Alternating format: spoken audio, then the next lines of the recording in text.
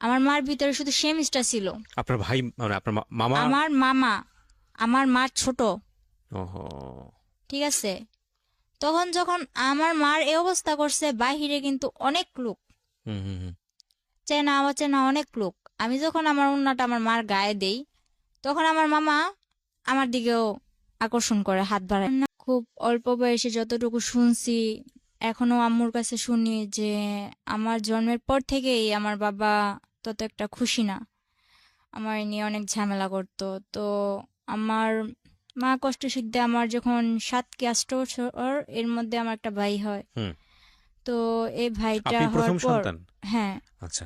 আমার আগেও আমার একটা ভাই হয়েছিল, কিন্তু ওটা হয়েছে মৃত। ও। ওর আচ্ছা। কোনো, জি। কি করতো আপনার বাবা? আমার বাবা তখন আর কি, আমার দাদার হোটেল ছিল, হুম। ওই হোটেলে থাকতো। আচ্ছা আর এভাবে উনি গাড়ি চালাইতো। আচ্ছা আচ্ছা, ওকে। তো আমার বাবা যখন মনে করেন, আমার বয়স 7, হুম আর আমার ভাইয়ের বয়স এই ধরেন 2 কি 2.5 হুম। এরকম হবে, তখন আমার বাবা আমাদের ফালায় আর কি অন্য জায়গায় বিয়ে করে। আপনার বাবা? জি। ও। আমার বাবা আমার মার অজান্তেই অন্য জায়গায় বিয়ে করে। যখন আমার মা জানতে পারে আর কি, তখন জিজ্ঞেস করে তুমি কি এটা করছো। পরে আর আমার মার বিয়ের পর থেকেই মনে করেন, যখন আমি হইলাম, আমার ভাই হওয়া অবধি ঠিক ছিল, যখন আমি হইলাম হুম। এরপর থেকে আমার মারে মারধর, আচ্ছা। মারে তো অনেক মারধর করছে। এরপর এরকম করে সংসার চলতেছে চলতেছে, আমার ভাইয়ের যখন 2 থেকে 2.5 বছর বয়স, হুম আমার ধরেন 7 বছর বয়স, তখন আমার মার পারতেছিল না। হুম এর মধ্যে আবার শুনছে যে বিয়ে করছে। তো আমার মা তো থাকার আর কোনো প্রশ্নই আসে না। হুম আমার মা আমারে আর আমার ভাইয়েরে নিয়ে কিচ্ছু না বলে নানু বাড়ি চলে আসে। হুম। এরপর আব্বু মনে করেন বিচার টিচার ডাকাইছে যে ও চলে যাবে কেন, ওরে বলো যে না যাইতে। তো আমার মা বললো তুমি এরকম এরকম করছো, তুমি বিয়ে করছো, শাদী করছো, আমার হুম। তো এখন আর কোনো দরকার নাই। তারপর যাই হোক, মা গেছিল আমাদের নিয়ে, গেছিল বাবার বাড়িতে। যাওয়ার পর মারে আবার অনেক মারধর করতো, আর মারধর করতো, যতবার মারধর করতো আমার ভাইটার অনেক আদর করতো, হুম কিন্তু আমার সামনে রেখে মারধর করতো। হুম হুম হুম। তো আমার ভাই যখন মনে করেন অনেক ছোট ছিল, তো তো আমার ভাইও তেমন একটা খানা দানা ঠিক মতো পাইতো না, আর আমার তো দেখতেই পারতো না আমার বাবা। হুম। তো আমার মা এসব সহ্য করতে না পারে আমার নানু বাসায় চলে আসে। নানু বাসায় চলে আসার পর ওই সময় আমার নানু অনেক গরিব ছিল, ওই ধানের মেলে কাজ করতো। হুম। আমার 2টা মামা আছে আর 3টা খালামুনি। তো আচ্ছা। আমার বড় খালামুনি অনেক আর কি জুয়া খেলে, এরকম হাজবেন্ডের কাছে ওনার বিয়ে হয়েছিল।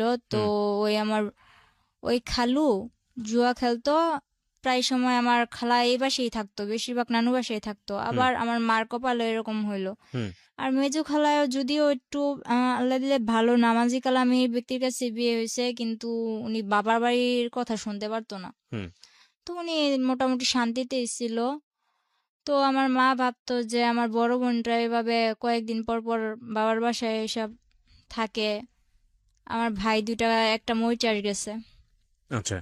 আর মই চাষ গেছে আমার মার ইয়ে, আমার মা যেমন কিছু আমার বাবার সংসারে থাকতে টুকিটাকি যেগুলা রাখতো, হুম ওগুলা জমাইতো বাবারে না জানায়া। হুম তো ওইভাবে জমাইতে জমাইতে যেমন অনেকগুলা টাকা কইরা মামারে দিছে, তো মামা ওদিক থেকেও গেছে, মামা নিজেও কিছু জোগাড় করে গেছে। হুম তারপর মনে করেন মামা মই চাষ, ছোট একটা খালা আছে, ছোট একটা মামা আছে, আর আমরা 2 ভাই বোন। হুম এর মধ্যে বড় খালাও মনে করেন এই বাসায় থাকে, আমার মা ওই বাসায় থাকে। হুম।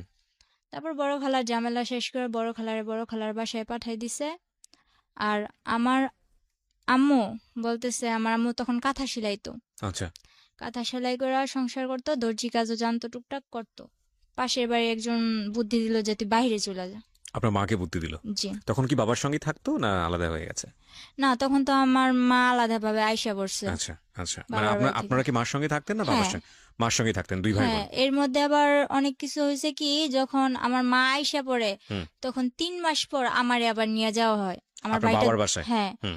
আমার ভাইটা দুধের বাচ্চা, আমার ভাইটা নিতে পারে না। আচ্ছা, তো আমার এই নিয়ে যায়, নিয়া বলতেছে যে তুই বাবার সাথে থাকবি না তুই মার সাথে থাকবি। আপনাকে জিজ্ঞেস করেছে? হ্যাঁ, হুম। কিন্তু কোনো দিন এতটা আদর করে নাই। আমার দাদু বাড়ির সবাই আমারে যতটা আদর তখন আমারে করছে যে তুই আমাদের সাথে থাকবি। মানে আপনাকে রাখার জন্য মূলত? হুম। হুম। কিন্তু আমার রাখতে পারে নাই। মানে আপনি ডিসিশন দিয়েছেন না আমি মার সঙ্গে থাকবো? আমি ওদের কাছে বলছি হ্যাঁ থাকবো, যখন বলতাম যে না থাকবো না তখন রাইগা যাইতো আর কি, একরকম করতো আমার সাথে। পরে যখন বিচার বসলো তখন আমি বললাম আমি মার সাথে থাকবো। আপনি নিজে থেকেই বলেছেন? হুম। তখন কি স্কুলে যাইতেন? মানে ওই বয়স ছিল না কয় বছর বয়স? তখন আমার বয়স 7 বছর। ও আচ্ছা, ক্লাস 1-2 তে পড়ার বয়স। হ্যাঁ, পড়াশোনা করতেন? হ্যাঁ, তখন আমি 3-তে পড়তাম। ক্লাস 3 তে পড়তেন। তো আপনি যেটা বলছিলেন যে আপনার মাকে বুদ্ধি দিল যে বিদেশ চলে যাওয়ার জন্য, হুম। হ্যাঁ, তারপর? তারপর ওই আমার মা কি করলো, আমার মা মামারে জানাইলো যে আমি তো বাইরে যাবো, কিছু করতে পারবি কিনা। মামা ডাইরেক্ট বললো না। হুম। মা বললো আমার কিছু টাকা পয়সা লাগতো, এখন যদি তোরা না করে দেস তাহলে আমি কার কাছে যাবো, তোকে যে সময় প্রয়োজন ছিল আমি কি তোকে হেল্প করছি না আমার সংসারে থাইকা, হুম। এখন তোরা কিছু কর। তো আমার মামা ডাইরেক্ট না করে দিল। পরে আমার নানু বুঝাইলো যে দেখ তো মেয়েটা কই যাইব।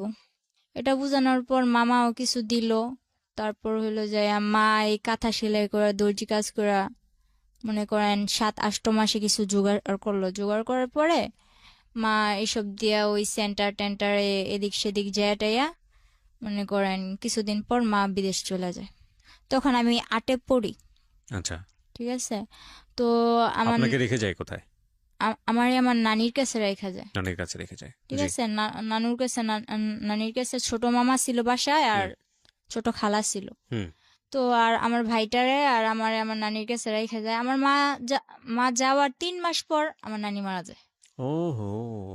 আমার নানি মারা যাওয়ার পরে মনে করেন এখন তো আমার ছোট খালাটা সংসার হাল ধরলো। আমরাও খুব ছোট ছোট ছিলাম। তখন আমার মাদ্রাসায় দিল, হুম। স্কুল থেকে আইনা মাদ্রাসায় দিল। তখন ক্লাস 5-এ পড়ি। 5-এ পড়া অবস্থায় মনে করেন এখন আমার সামনে পরীক্ষা, এর মধ্যে আমার নানু মারা গেছে। হ্যাঁ। আবার বলতেছে আমার ছোট খালামণির বিয়ে ঠিক হয়েছিল, ওকে। 40 দিন যাওয়ার আগে বিয়ে দিতে হইব, নয়তো 40 দিনের পরে 18 মাস যাওয়ার আগে বিয়ে দিতে হইব। হ্যাঁ, এগুলো কি বলেছে এগুলা আর কি ওই, আশেপাশের লোকজন? হ্যাঁ, আশেপাশের হুম। লোকজন বলে যে মরার 18 মাস এগুলা বাছাবাছি করে আর কি ওনারা। হুম। হুম। তো এগুলা বলার পর কিছু করার নাই, নানির 40 দিন যাওয়ার পর 18 মাস যাওয়ার আগে আর কি হুম। 2 মাসের মধ্যে আমার খালামণিরও বিয়ে দিয়ে দেয়। তখন আমার কেবল 8 বছর, আমার ভাইটা 3 বছর। এরপর আমার নানু কি করবো, কিছু তো করার নাই। তো বড় খালার বড় মেয়ে যেটা আছে হুম। ওরে আনে, ও স্কুলে পড়তো, ও তখন এসএসসি দিছে, কলেজে ভর্তি হবে এমন সময় ওরা আইনা পড়ে। হুম। তো সংসারের হালটা ধরার পর মনে করেন কোনো মতে সংসারটা চলতেছে চলতেছে। তো হঠাৎ করে আমার ওই বোন মনে করেন কিছুর থেকে কিছু হইলে আমাদের দুনো ভাই বোন, আমার ভাইটা যে বাচ্চা, হুম। আমার ভাইটা কিন্তু এখন শুকায় গেছে, কিন্তু ছোটবেলা এত কিউট ছিল। আমার ভাইটার দেখলে সবাই যে না দেখবো ও আদর করতে চাইবো, এরকম মোটা টোটা ছিল। হুম। আমার ওই ভাইটার দিকে তাকায় ওর একবার মায়া হয়নি। ও শুধু শুধু মারতো, কথা থেকে কথা হইলেই মারতো। আর আমার তো কোনো কথাই নেই। হুম। ওরে আনা হয়েছে এই সংসারের কাজ করার জন্য। আমার মা বিদেশ থেকে ওর জন্য এক্সট্রা খরচ দেয়। হুম। আমার মামারা বলে দেখ মুক্তি তোর যা লাগবো আমাদের বলবি, কিন্তু ও দুনো ভাই বোনের যাতে কষ্ট না হয়। হুম। তখন মনে করেন আমার বোনটা কিছু থেকে কিছু লেগুতো যা তোর বাবার কাছে যা, বাবার কাছে পাঠাইতো। বাবা বলতো আমার কাছে আসছোস কেন, ডাইরেক্ট আমার কাছে আসার কি দরকার, মার কাছে থাকবি মার কাছে যা। মাও মাঝে মাঝে ফোনে বলতো তোর বাবার কাছে যা দেখ কিছু বলে কিনা, ওখানে থাকতে পারিস কিনা, এরকম কিছু বলতো মা। তো আমার মা ক্লাস তো 8-এ পড়েন তখন আপনি? না না না, তখন 5-এ পড়ি, আচ্ছা। পরীক্ষার সামনে। আচ্ছা। তো এরকম করতে করতে আর কি সারাদিন কাজ করতাম, হুম। শুধু আমি ক্লাসটা করার টাইম দিত আমার। আর বাকি সময় শুধু ঘরের কাজ করা তো? বাকি সময় ঘরের কাজ করতাম। এমনকি আমার নানা এমন একটা সময় গেছে, আমি বাচ্চা মানুষ, যদি আমি আমার নানার কাপড় কাচা না দিতাম আমার নানা পরিষ্কার জামা পরতে পারতো না। তখন আমি 5-এ পরীক্ষা দিব, 8-9 বছরে পড়ছি। হুম। এরপর মনে করেন আমি কোনো প্রাইভেট কোচিং টোচিং কিচ্ছু করতাম না। পরে পরীক্ষাটা দিলাম, এরকম করে এই পরীক্ষাটা দিলাম। এই সকালে উঠা কি আমি এত তাড়াতাড়ি কি থাল বাসন গুলো ধুইতে পারমু? ও রাত্রে 11টা বাজলো, আমি ঘরের মধ্যে পানি আইনা কলসের মধ্যে কইরা ঘরে পানি আইনা বোলের মধ্যে নিয়ে ওই থাল বাসন গুলা ধুয়ে রেখে যেতাম। হুম। এরকম একটা অবস্থা ছিল। আশেপাশের নানুরা কি করতো, আমার কাছে আমার কথা বলতো, আর ওই আমার খালাতো বোনের কাছে আমার খালাতো বোনের কথা বলতো। হুম। আমারে বুঝাইতো, দেখ মুক্তি তো তোদের সাথে এরকম করে, মুক্তি ভালো না, এটা ওইটা, এরকম ভাবে চলবি, ওরকম ভাবে চলবি। আর মুক্তি আবার বুঝাইতো যে এই দুটার বাপের বাড়ির কাছে, বাপের কাছে পাঠাস না কেন, রাখছস কেন তোদের কাছে, হুম। এরকম করে আর কি হালডি মারতো। তো বাসার মধ্যে আমার প্রায় 14টা, আজ তো মিল্লা 14টা নানি, একজনে এক কথা বলতো। তো তো ওই সময় বাচ্চা মানুষ ছিলাম, তো মনটাও প্রায় নষ্ট হয়ে গেছিল। হুম। পরীক্ষাটা দিলাম, ইনশাল্লাহ। ওর বোন একটা, আমার খালাতো বোন আরেকটা, মুক্তির ছোটটা আমার সাথে পরীক্ষা দিছে, ওর থেকে ভালো ভালো নম্বর পাইছি। কিন্তু দুর্ভাগ্যবশত আমার শেষ পরীক্ষা যেদিন, ইসলাম ধর্ম পরীক্ষার দিন, আমার অ্যাক্সিডেন্ট হয়। ওকে। যে অটো দিয়ে গেছি ওই পুরো অটোটা অ্যাক্সিডেন্ট হয়, কিন্তু আমার বেশি হয়। আমার ডান হাতের এই আঙুলটা ভাঙা যায়। ভাঙা যাওয়ার কারণে আমি সবটাতে ভালো পাইলেও ওই পরীক্ষাতে আমি কিছুই পাই নাই। তো বাসায় এগুলা নিয়ে অনেক কিছু হয়েছে, যে পরীক্ষায় ফেল গেছে, এটা গেছে, ওইটা গেছে। তো আমার মারে বলতো কি, যে আমি আমার মার সাথে কথা বলতে চাই না। হুম। কিন্তু আমার মা যখন জিজ্ঞেস করতো যে আমার মেয়ের কাছে দে, ছেলের সাথে তো কথা বলেই, ও তো বাচ্চা মানুষ, ও কি বলবো। কিন্তু আমি তো বুঝি, এজন্য আমার সাথে কথা বলতে দেয় না। এরকম করে অনেকদিন গেল, যাওয়ার পর আমারে আলিটেক মাদ্রাসায় দেওয়া হইলো। হুম। মাদ্রাসায় থাইকা পড়মু। তো ওখানে থাইকা পড়তাম, কিছুদিন পড়ালেখা করলাম ওখানে থাইকা। তো ওখানে একটা ছেলে দেখতাম কি মাদ্রাসার বিল্ডিং এর কাজ করতো। হুম। তো আমার আমার ব্যাপারটা উনি কিছু কিছু হয়তো কারো কাছ থেকে জানছে, যে আমার মা বিদেশ এরকম ওইরকম। আগে আমার অনেক জিজ্ঞেস করতো, আর এখন আমি এরকম দেখতেছেন, তখন কিন্তু আমার 12 বছর বয়স যখন, তখন আমি পুরো একটা, ধরতে গেলে আমার ভুটকি ছাড়া কেউ কথা কইতো না, এরকম আমি একটা মেয়ে ছিলাম, একটা হাতির মতো ছিলাম। ধরতে গেলে আমার হাতি বলতো আচ্ছা, ঠিক সবাই, আছে, সমস্যা নেই। হ্যাঁ। এরকম ছিলাম। হুম। টমেটো বলতো, হুম। অনেক সুন্দর ছিলাম। পরে বলতেছে কার কাছ থেকে এগুলো শুনছে, আমার ফ্যামিলির ব্যাপারে শুনছে। শোনার পর আমার একদিন বলতেছে, মাদ্রাসা থেকে বের হওয়ার পর 1 সপ্তাহ পর ছুটি নিয়ে বাসায় আসবো। বলতেছে যে আমি তো তোমার ফ্যামিলির ব্যাপারে সবই জানি। কে বলছে এটা? ওই ছেলেটা, ছেলেটার সঙ্গে আপনার কথা হতো? কথা হইতো না কিন্তু পিছু রাখছে। আচ্ছা, কি নাম ছিল ছেলেটার? ফারুক। ফারুক, হ্যাঁ। ওই মিস্ত্রির কাজ করতো? হ্যাঁ। আচ্ছা, প- রাজমিস্ত্রি। হ্যাঁ, পরে ও আমার ডাকার পর আমি যখন গেলাম, বললো যে আমি তো এরকম এরকম তোমার সম্বন্ধে সবই জানি। তো বললাম, তো আপনি জানেন আমার কি? আর আমার একটা স্বভাব ছিল কি, ছোটবেলা যতই আমার মারধর করুক আর যতই যাই করুক, একটা অনেক গুরুত্বপূর্ণ আমার কথা বলতেছে, কিন্তু আমি ঘোড়ার মতো ফালাইতেছি হুম, মানে আমার কোনো কেয়ার নাই ওই সেদিকে। না। হুম। তো উনি ওনার মতো বইলা গেছে, আমিও আইসা পড়ছি। হুম। এরপর আমার মা বিদেশ থেকে ছুটিতে আসে। ছুটিতে আসার ঠিক একদিন আগে আমার মামা 50,000 টাকা পাঠাইছিল। তো আমার নানা আবার কি করছে, ওগুলা ঘরে না রাইখা হুম। ওগুলা আমার খালামণি গো বাসায় রাখছে। আচ্ছা।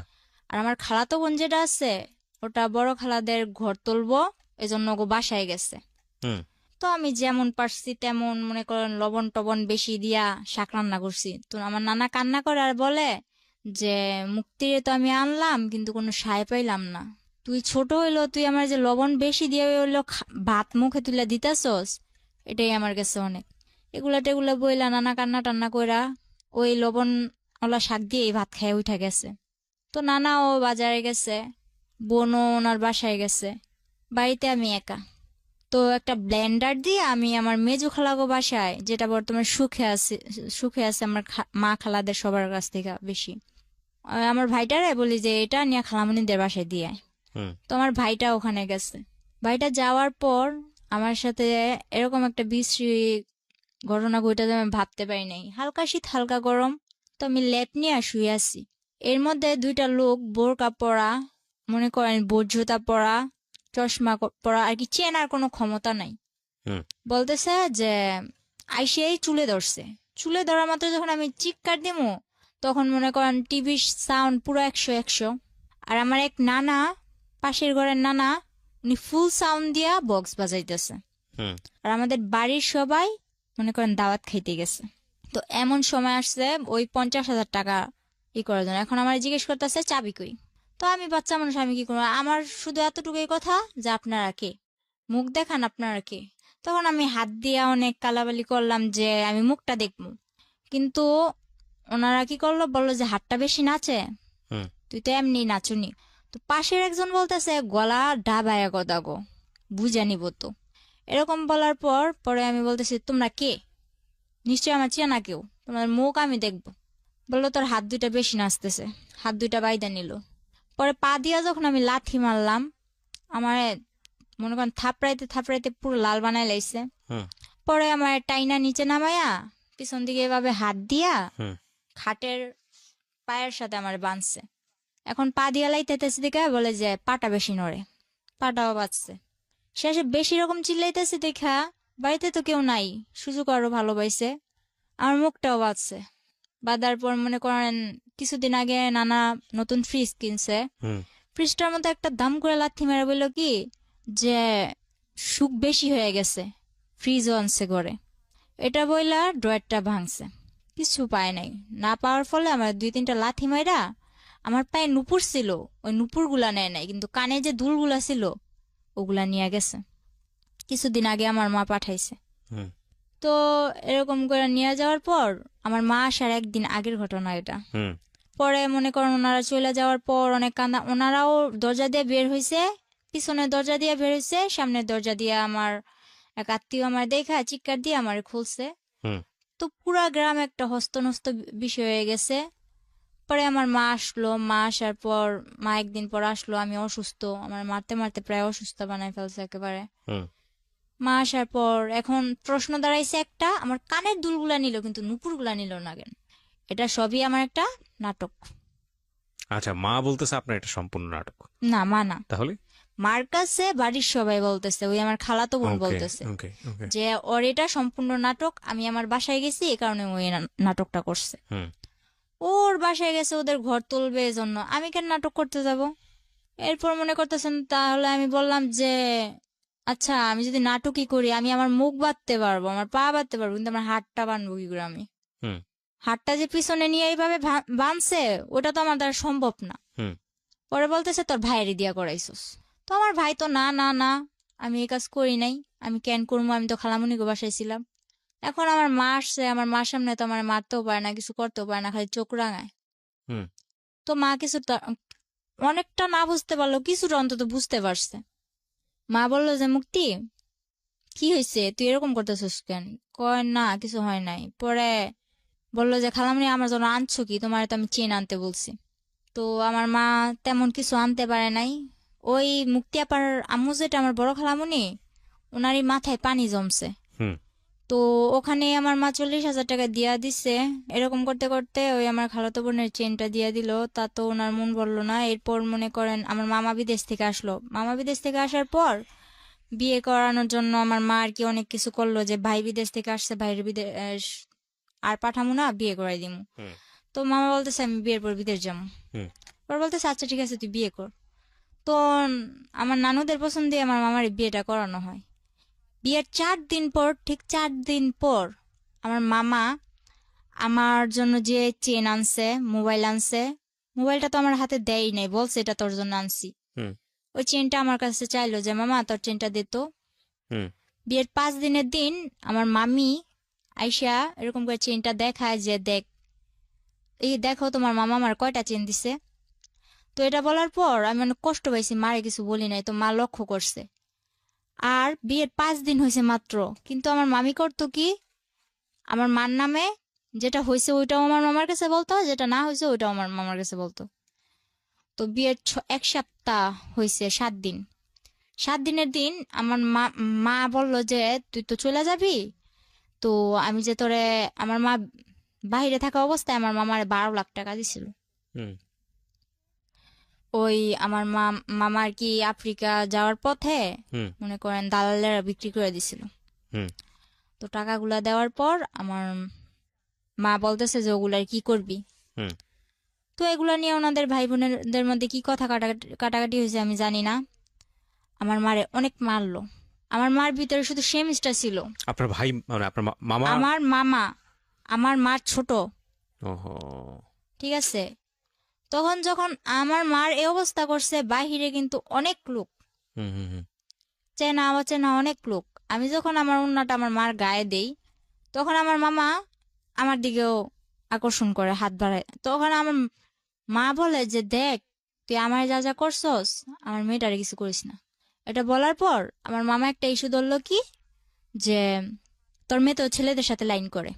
তখন আমি বুঝতাম না কোনটা লাইন করা বলে আর কোনটা ফাইন করা বলে, এত কিছু বুঝতাম না। হুম ছেলেদের বিষয়টা তখন আমার মাথায় ছিলই না। ওই কার থেকে শুনছে যে ওদিকের ফারুকের সাথে হুম। আমি কথা বলি, এতটুকুই। এরকম করে বলার পর আমার মা রাগের মাথায় হয়তো, তোর যখন কেউ স্যাপ ফালাইবো না তো তুই দেখাই দি। আপনাকে বললো? হুম, এই কথাটা আমার মা বলছিল, কিন্তু এখন আমার মা বলতেছে যে আমি এরকম কিছু বলিনি। যাই হোক, আপনাকে এটা বলার পর আপনি কি করলেন? পরে আমার মনে একটাই জিদ কাজ করতেছিল যে আমার মা আমার এটা বলছে, আমার মামা আমার মারে মারলো, হুম কেন মারলো, এই জেদটাই কাজ করতেছিল। হুম তো একদিন ওই ফারুক কার থেকে জানি নাম্বার নিয়ে আমার মার মোবাইলে ফোন দিল। ফোন দেওয়ার পরে ফোনটা আমি রিসিভ করলাম। হুম বলে কি করতেছো? আমি চকলেট খাইতেছি। আমার কথা উড়া উড়া, হুম চকলেট খাইতেছি।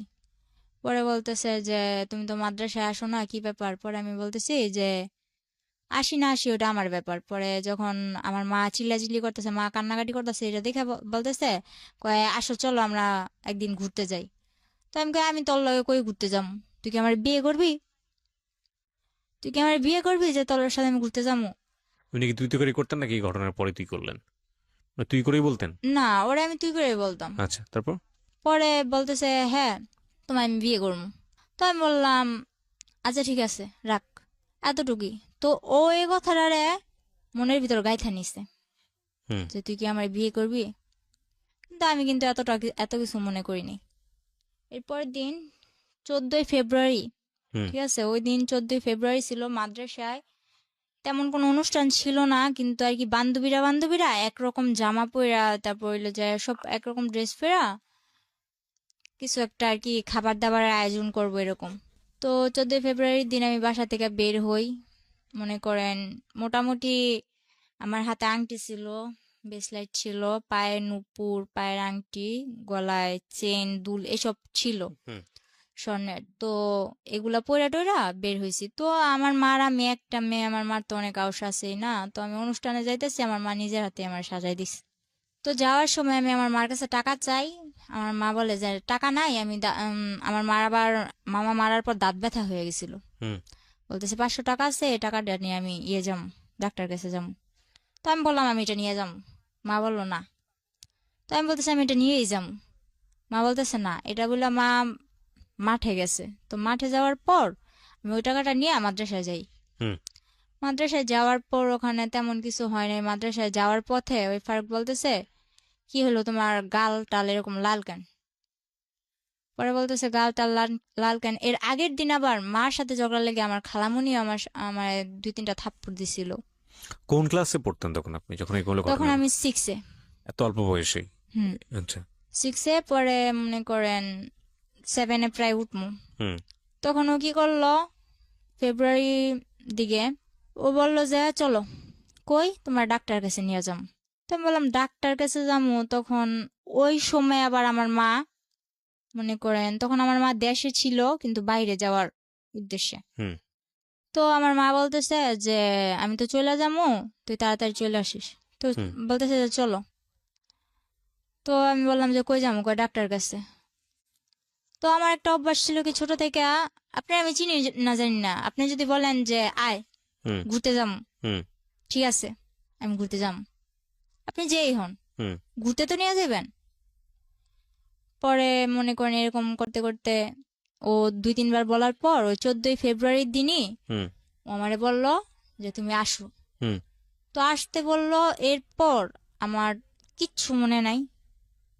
ও নাকি ও আমার নিয়ে যাওয়ার পর আর কি বলছে যে আমার ডাক্তারের কথা বলে ও নিছে। হুম কিভাবে নিছে, কোত্থেকে নিছে, এটাও আমার মনে নেই। হুম ও আমার নিচে যখন আমি গাড়িতে, তখন আমি ওরে বলতেছি যে কিরে তুই আমার কই আনছস, হুম আমি এখানে কেন?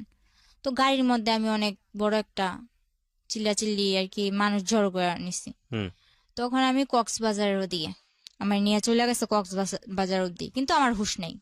ডাক্তারের কথা বলে আপনাকে কক্সবাজারে নিয়ে যাচ্ছে। হুম। কিন্তু ওকে, আমি যে গাড়িতে উঠছি এটাই তো আমার মনে নেই। কিছু একটা খাইয়েছে আপনাকে। খা কি করছে তাও আমি জানি না। আচ্ছা। পরে মনে করেন আমার যখন আমার সজ্ঞান আসে যে আমি ওর সাথে এত দূর কেন বা রাত্র হয়ে যাইতেছে, আমার মা তো টেনশন করব। হুম তখন কিন্তু আমার হাতে একটা ফোন ছিল, কেউ জানতো না, আমার মাও জানতো না। হুম তখন আমি এফএম শুনতাম, ওই ফোনটা কেউ জানতো না আমার কাছে যে আছে, হুম এমনকি আমার মাও জানতো না। হুম পরে ওই ফোনটা দিয়ে আমি গেমস খেলতাম, সিম টিম কিছু ছিল না। হুম তো সিম টিম কিছু ছিল না, একটা মার সিম ছিল। মার সিম থাকাতে যে আমি মার থেকে নিছি যে মা এই সিমটা আমার দরকার, হুম কারণ সিম ছাড়া আমি এফএম শুনতে পারতেছি না। তো ফোনের এত কিছু বুঝি না, ওই এফএমটাই শুনি আর ই করি, গেমস খেলি। হুম এরপর ওই মোবাইলটা ছিল আমার সাথে, পরে বলতেছে তোমার সাথে মোবাইল আছে, মোবাইলটা দাও। হুম মনে করেন জোরাজুরি করে এক পর্যায়ে আমার থেকে ওই মোবাইলটাও নিয়ে নেয়। হুম পরে আমি যখন চিল্লাচিল্লি করে মানুষ জড়ো করি, তখন ওর বাসায় ফোন দিয়া হুম। কিভাবে কি ম্যানেজ করলো জানি না, ওর বাসার লোক বলল যে আমি ওর খালামণির মেয়ে, রাগ কইরা চলে আসছি ঢাকা, আমার নানু বাড়ি, রাগ কইরা চলে আসছি। এখন উনি আমার মা বলতেছে, ওর খালামণি বলতেছে যে ওর খালামণি আমার মা, ওর মা এখন বলতেছে যে আমার যাইতে দিতে। আমি একটু পাগলা টাইপের, আমার কিছু মনে থাকে না, তো আমার জিজ্ঞেস করতেছে তোমার বাড়ি কই। তখন আমি এটাও বলতে পারতেছি না যে আমার বাড়ি কই। মানে এটা কোথায় নিয়ে গেছে আপনাকে? এটা তখন কক্সবাজার, কক্সবাজার কার বাসায়? গাড়িতেই। ও, যে গাড়ির মধ্যেই? হ্যাঁ, গাড়ির মধ্যে আমি চিল্লাচিল্লি শুরু করছি আমার কই নিয়ে আলি। আচ্ছা, ও তো গাড়ির মানুষ লোকজনদেরকে জড়াইছে। বলতেছে? হুম। আচ্ছা। পরে এক পর্যায়ে ওরে গাড়ির লোকগুলা ছেড়া দেয়।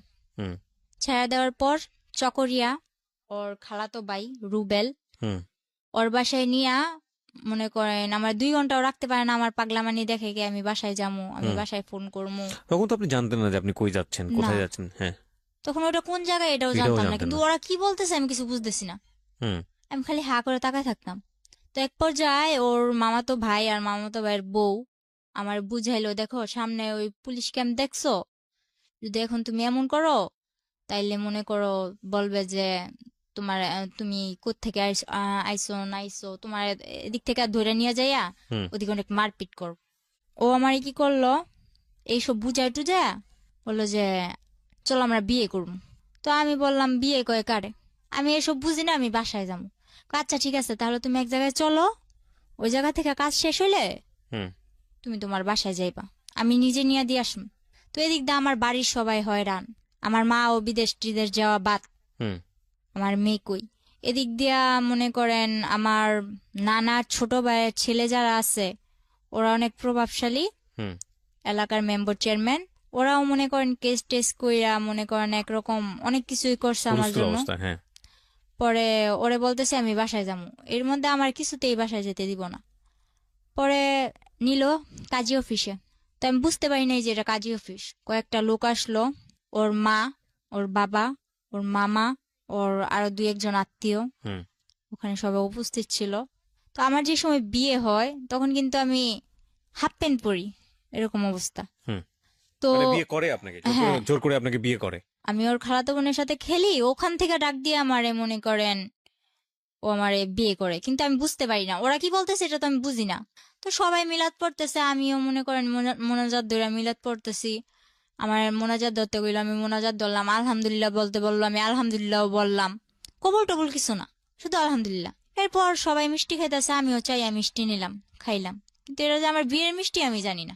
তো এর পরের দিন যখন মনে করেন ও ওরে আর আমার এক রুমে থাকতে দেয়, ওর খালাতো ভাইয়ের বউ, ওর মাও আমারে বুঝায়, তখন আমি বললাম মানে কি, আমি তো থাকবো না। এরপর আমার অনেক কান্নাকাটির পর আমি আমি আমি আমি আমার বাসায় যাবো, আর কিছু জানি না, ব্যাস এতটুকুই। পুরা একটা বিশৃঙ্খলা করে লাইছি, পুরো পাগল বানাই লাইছি। পরে বলল যে ও তো তোমার বিয়ে করা স্বামী, এখন যদি তুমি এরকম করো তাহলে তো তোমার পুলিশে দেওয়া হইব, তুমি স্বেচ্ছায় বিয়ে করছো, এখন তুমি এরকম করতেছো। তো আমি বললাম আচ্ছা, আমি যতটুকু জানি বিয়ে করতে আমার বাবার নাম লাগবো, মার নাম লাগবো, এগুলা কোথায় পারলি? আমার তো বিয়ে করছোস, কিন্তু এগুলো কোথায় পাইলি? পরে দেখলাম কি একটা ভুয়া, তখন আমার বয়স কেবল 12, অথচ আমার বয়স দিছে 22-এর উপরে। একটা জন্ম নিবন্ধনের কার্ড বানাইছে, গ্রামের নাম ও যেমন আমার গ্রামের নাম কুলকেতচর, কিন্তু ওখানে কুলকেতচর, আলিটেক, আলিটেক এরকম করে আর কি অনেক ভুল। একটা জন্ম নিবন্ধনের কাগজ বানায়া কাবিন টাবিন কইরা 3 লাখ টাকা কাবিনে আমার বিয়ে করছে। 5 লাখ টাকা কাবিন, 3 লাখ টাকা উসুল, 2 লাখ টাকা বকে, এরকম ভাবে আমার বিয়ে করছে। বিয়ে করার পর আমি বললাম এসব তো আমি মানি না। পরে আমারে মনে করেন অনেক বুঝায় টুজায়া বললো যে কি করবা। তারপর বললো আচ্ছা তুমি ওর সাথে থাকো, থাকার পর কয়েকদিন পর তোমরা আবার তোমাকে বাসায় চলে যাইবা। আচ্ছা ঠিক আছে, ওর সাথে থাকলাম। মনে করেন ওর সাথে থাকার পর আমার প্রথম রাতেই মনে করেন আমি 1 সপ্তাহ হসপিটাল, আমার অবস্থা খারাপ। প্রথম যেদিন ওর সাথে এক ঘরে ছিলাম তখনই মনে করেন আমি 1 সপ্তাহ হসপিটাল। তখন ওর মা বাবা কি করলো, বললো যে আচ্ছা ওই বাসায় থাকা লাগবো না, তোর বোনের বাসায় ওরে নিয়ে চলে যা। হুম। তো আমার ননাসের বাসাটা পাহাড় অঞ্চলে ছিল, ওখানে ছিলাম। থাকার পর ওখানেও কয়েকদিন থাকার পর আমার শ্বশুর বলল ঠিক আছে এবার আমি গ্রামের কিছু মানুষ জানাইয়া বউরে ঘরে তুলে নিয়ে আসি। তো এগুলা করার পর গ্রামের কেউ মানে না, যে ও না জানায় বিয়ে করছে, ও বউ ঘরে তুলতে পারবো না, এটা ওইটা। তো আমার শ্বশুর কেউ না জানাই আমার ঘরে তোলে, কেউ জানে না। পরে এক পর্যায়ে যখন আমার ঘরে তোলার পরে আর এখন আমার শাশুড়িও মানতে পারে না। আমার ননদ যেটা, আমার 7টা নননাস, হুম। 5টা ননাস, 2টা ননদ, একটা ভাসুর। তো এরপর মনে করেন ওরা আমার মানে না। যখন ওরা কেউ না মানে তখন আমার শ্বশুর আর ও আমার অনেক সাপোর্ট করে। তো আমার বিয়ের 19 দিনের দিন ও আমার ফোন করতে দিছে আমার বাসায়। যখন আমি ফোন করছি তখন তো আমি দুনিয়া পেয়ে লাইছি, এই বুঝি আমার নিয়ে যাইব। তো আমি ফোন করার পর যে ঠিকানা দেই, ওই ঠিকানা দেওয়ার পরে মনে করেন ওরা আমার ওই জায়গা থেকে আবার অন্য জায়গায় সরায় নেয়। ওরা অন্য জায়গায় ঠিকানা দিলে আবার ওই জায়গা থেকে আবার আরেক জায়গায় সরায় নেয়, এই অবস্থা। তো আমার বাড়ির লোক ওই চট্টগ্রাম পুরা ভাইজা খাইছে হুম। আমার জন্য, কিন্তু কিছু আমার খুঁজে পায় নাই। পরে এক পর্যায়ে আমার বাড়ির লোক বলতেছে তুই তো মিথ্যা কথা বলস, তুই তো মিথ্যা বলছস, তুই চট্টগ্রাম নাই, তুই অন্য জায়গায় আসছস। পরে আমার বাড়ির লোকেরও আর বুঝাইতে পারলাম না, সবাই এক পর্যায়ে আর আমার গ্রাম এমনকি আমার মাও জানে যে আমি প্রেম কইরা লাইন কইরা চলে গেছি। ওই যে ঝগড়া হয়েছে, মামা এই কথা বলছে, ওই মামার কথা ধরে আমি প্রেম করছি, প্রেম করে চলে গেছি। সবাই যখন জানে আমি প্রেম করে চলে গেছি, সবাই আমার কথা কথা এই কথাটা বলে। তো মাইনা নিলাম, আচ্ছা যাও আমি প্রেম করে বিয়ে করছি, এখন কি করবো বলো। পরে এর মধ্যে জানি যে বুঝতে পারলাম আর কি আমার শরীরটা বেশি একটা ভালো না, কিছু খেয়ে পেটে রাখতে পারি না, আর মাথাও ঠিক মতো উঠাইতে পারি না। তো পরে শুনলাম যে আমি প্রেগনেন্ট। তখন তো মনে করেন আমার উপর আসমান জমিন কিভাবে ভাঙ্গা পড়ে, এরকম একটা অবস্থা। এরপরে ওরে বললাম, ওরে বলার পর ওর মা আর ও ওদের বাসায় নিয়া চালের বস্তার উপরে ফেলায় আমার মায়ের, এই বাচ্চা নষ্টই করতে হইব, নষ্ট করতে হইব মানে নষ্ট করতে হইব। আমার এক বান্ধবী বলল, ওর সাথে আমি ফোনে যোগাযোগ করলাম। কত বয়স ছিল তখন বাচ্চাটার? তখন আমার বয়স ছিল বাচ্চাটার বয়স 2 মাস। তারপর? পরে মনে করেন আমার বান্ধবী বলল যে বাচ্চাটা নষ্ট করিস না, সবকিছুর দায় দিতে পারবি আল্লাহর কাছে। ফারুক তখন কি করতো? তখন ও হোটেল চালাইতো। ইন দ্য মিন টাইম কি আপনার বাড়ির সঙ্গে যোগাযোগ হয়েছে, কথাবার্তা হয়েছে? হ্যাঁ হয়েছে। মেনে নিয়েছে বাড়ি থেকে? আমার বাড়ি থেকে তো কেউ মাইনা নেয় না, আমার বাড়িতে কোন শুধু ক্লাসে বলছে, পড়তেন তখন আপনি? তখন আমি ক্লাস 7-এ। 7 এ পড়েন, ওকে। ফারুকের সাথে আপনার বয়সের পার্থক্য কত ছিল? ওর আমার যখন 12 থেকে 13, ওর তখন 20। হুম। বাচ্চা নষ্ট করার প্রসঙ্গে আসছিল, তারপর? তারপর অনেক মারধর করলো, তখন আমার বান্ধবীর কথা শুনে আমি বাচ্চাটা নষ্ট করলাম না। তো বাচ্চাটা নষ্ট করলাম না ঠিকই, কিন্তু বাচ্চাটা নিলে যে আমার কি হইব ওইটা তো মাথায় আসে নাই। হুম। শুধু ওই যে বলছে যে এটা আল্লাহর কাছে দায় দিতে পারবি না, এটা বলার পর আমি নষ্ট করলাম না। আমার মারে ফোন দিয়ে বললাম মা আমার এসে নিয়ে যাও। তখন যখন আমি বাচ্চা নষ্ট করতে না চাইলাম তখন বলতেছে ওরা আচ্ছা ঠিক আছে আপনাদের মেয়ে আপনারা এসে নিয়ে যান। এটা বলার পর আমার মা আর আমার আপন মামা যারা, তারা এখন কি করছে, এই যে বললো যে আমি প্রেম করে ভাইগা এসে পড়ছি, এজন্য আমার মারে ঘর থেকে মাইরা তারাই দিছে, আবার মারছে। হুম। আমি চলে যাওয়ার পর আবার মারছে, মাইরা আমার মারে ঘর থেকে বের করে দিছে। ওহো। তো বাড়ির পাশে আমার এক চাচাতো নানা ছিল, হুম। আমার নানার ফুফাতো ভাই আর কি। তো ওই নানা আমার মারে জায়গা দেয়। জায়গা দেওয়ার পর ওনাদের ঘরে আমার মা থাইকা, এর মধ্যে আমার মা কি করলো, 4 লাখ টাকা দিয়ে একটা জায়গা কিনলো। আচ্ছা আচ্ছা। তো জায়গাটা কিনছে ওই আমারই মামা লাগে মেম্বর, ওনার থেকেই জায়গাটা কিনছে। কেনার পর আমার মা ওদিকে ঘর দুয়ার তোলার ব্যবস্থা করতেছে। এর মধ্যে আমার আব্বু আবার আস্তে আস্তে আসার চেষ্টা করতেছে। আস্তে আস্তে আসার চেষ্টা করতেছে পর মনে করেন আমার আব্বু প্রায় বলতেছে যে মেয়ে চলে গেছে, আমি আসি, এটা ওইটা। তো আমার মা বলতেছে না, লাগবে না। আর মা যখন এটা বললো তখন বললা, আচ্ছা ঠিক আছে, লাগবে না তো, আমার যাতে আর দরকার না পড়ে। তখন বললা, আচ্ছা ঠিক আছে, তোমার দরকার না পড়লে নাই, তুমি আইসো না।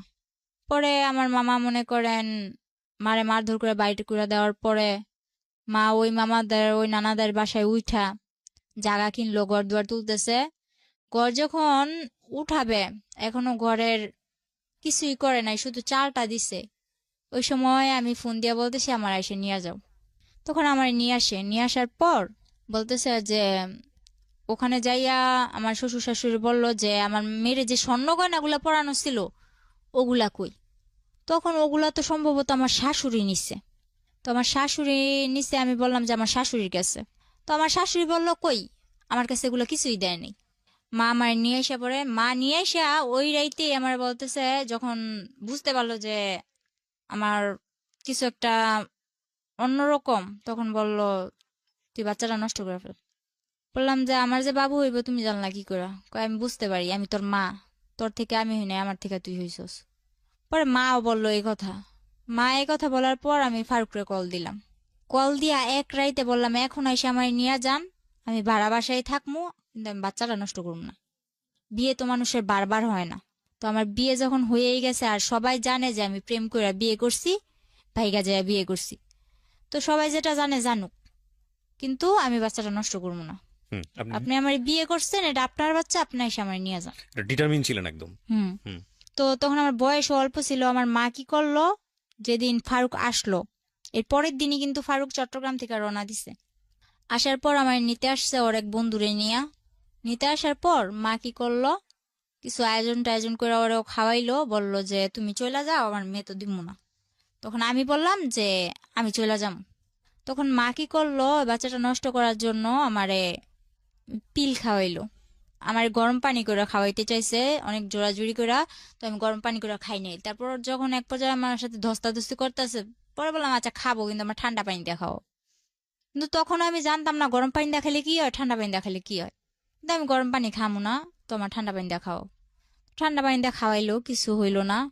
তো ওই রাতটা থেকে পরের রাত্রে আমরা আবার বাসে উঠলাম, শ্বশুর বাড়িতে যাম। যাই হোক, শ্বশুর বাড়িতেই থাকবো। তো গেলাম, যাওয়ার পর ওখানে মনে করেন 3-4 মাস ভালোই কাটলো, কিন্তু আমার শ্বশুর বাড়িতে আমি ছোট অক্ষে সংসারের হাল ধরেন সবটাই ধরছি। সারাক্ষণ গরুর গোয়ালে পড়ে আছি, 4-5টা গরু পালতেছি, মুরগি তো মনে করেন খোয়ার ভর্তি মুরগি, হাঁস, গরু, ছাগল, সবকিছু করতেছি। তো এর মধ্যে করলো কি, আমি বললাম যে আমি পড়বো, আমি পড়ালেখা করতে চাই। এ কথাটা আজও পর্যন্ত কেউ জানে না, এই যে আজকে আমি বললাম। আমার মা হয়তো শুনতেছে, হুম। আমার মাও জানে না। ও আমার এই স্কুলেও ভর্তি করাইছে, ঠিক আছে, ওর বোনের সাথে আমার স্কুলেও ভর্তি করাইছে। তো স্কুলে ভর্তি করানোর পর ওখানে আমি ঠিকমতো ক্লাস করতে যাইতে পারতাম না, যেহেতু আমার বাড়িতে সংসারে কাজ করা লাগতো। আমি রান্না বান্না করতাম, রান্না বান্না করে গরুর কাজ করতাম, সংসারের যাবতীয় যা কাজ করে যদি সময় পাইতাম তাইলে আমি ক্লাস করতে যাইতে পারতাম। তো ওই সুখটা আমার কপালে বেশি দিন সয় নাই। মনে করেন কিছুদিন পর মনে এই কাজ নিয়ে একটা ঝগড়া হইলো আমার ননদের মধ্যে। আর আমার ননদ অনেক ছেলেদের সাথে মনে করেন ফোনে কথা বলতো, আবার ফেসবুক টেসবুক এসব চালাইতো। তো তো ছেলেদের সাথে ওর অনেক ঘনিষ্ঠতা ছিল। পরে ও দুষ করতো, কিন্তু দুষগুলো আমার উপরে চাপাই দিত। আমার হাতে মোবাইল দিছিল তখন, ফারুক আমার হাতে একটা মোবাইল দিছে, ও বাহিরে থাকলে আমার ফোন টোন দিত। তো কিন্তু আমি মোবাইলের কিছু বুঝতাম না। তো আমি বললাম কি যে তুমি যে আমার দোষটা পাও, তুমি পাইছো কি? যখন আমি একটু কড়া ভাবে আমার ননদের আমি ধরলাম, তখন আমার ননদ আমার মারলো। ননদ আর শাশুড়ি মিলে দুইজনই মারলো। এদিক দিয়ে আমি কিছু খাইতে লইতে পারি না, শুকায় কাঠ হয়ে যাইতেছি। আমার তখন 5-6 মাস হয়ে গেছে, বাবু হবে কাছে আইছে ডেট। হুম। এর মধ্যে ওরা আমার মারধর করে আর কি, সহ্য করতে পারছিলাম না। পরে এর মধ্যে আমার ফুফাতো বোন যেটা আছে, এটা আমার জামাইয়ের সাথে মনে করেন যোগাযোগ করা শুরু করলো।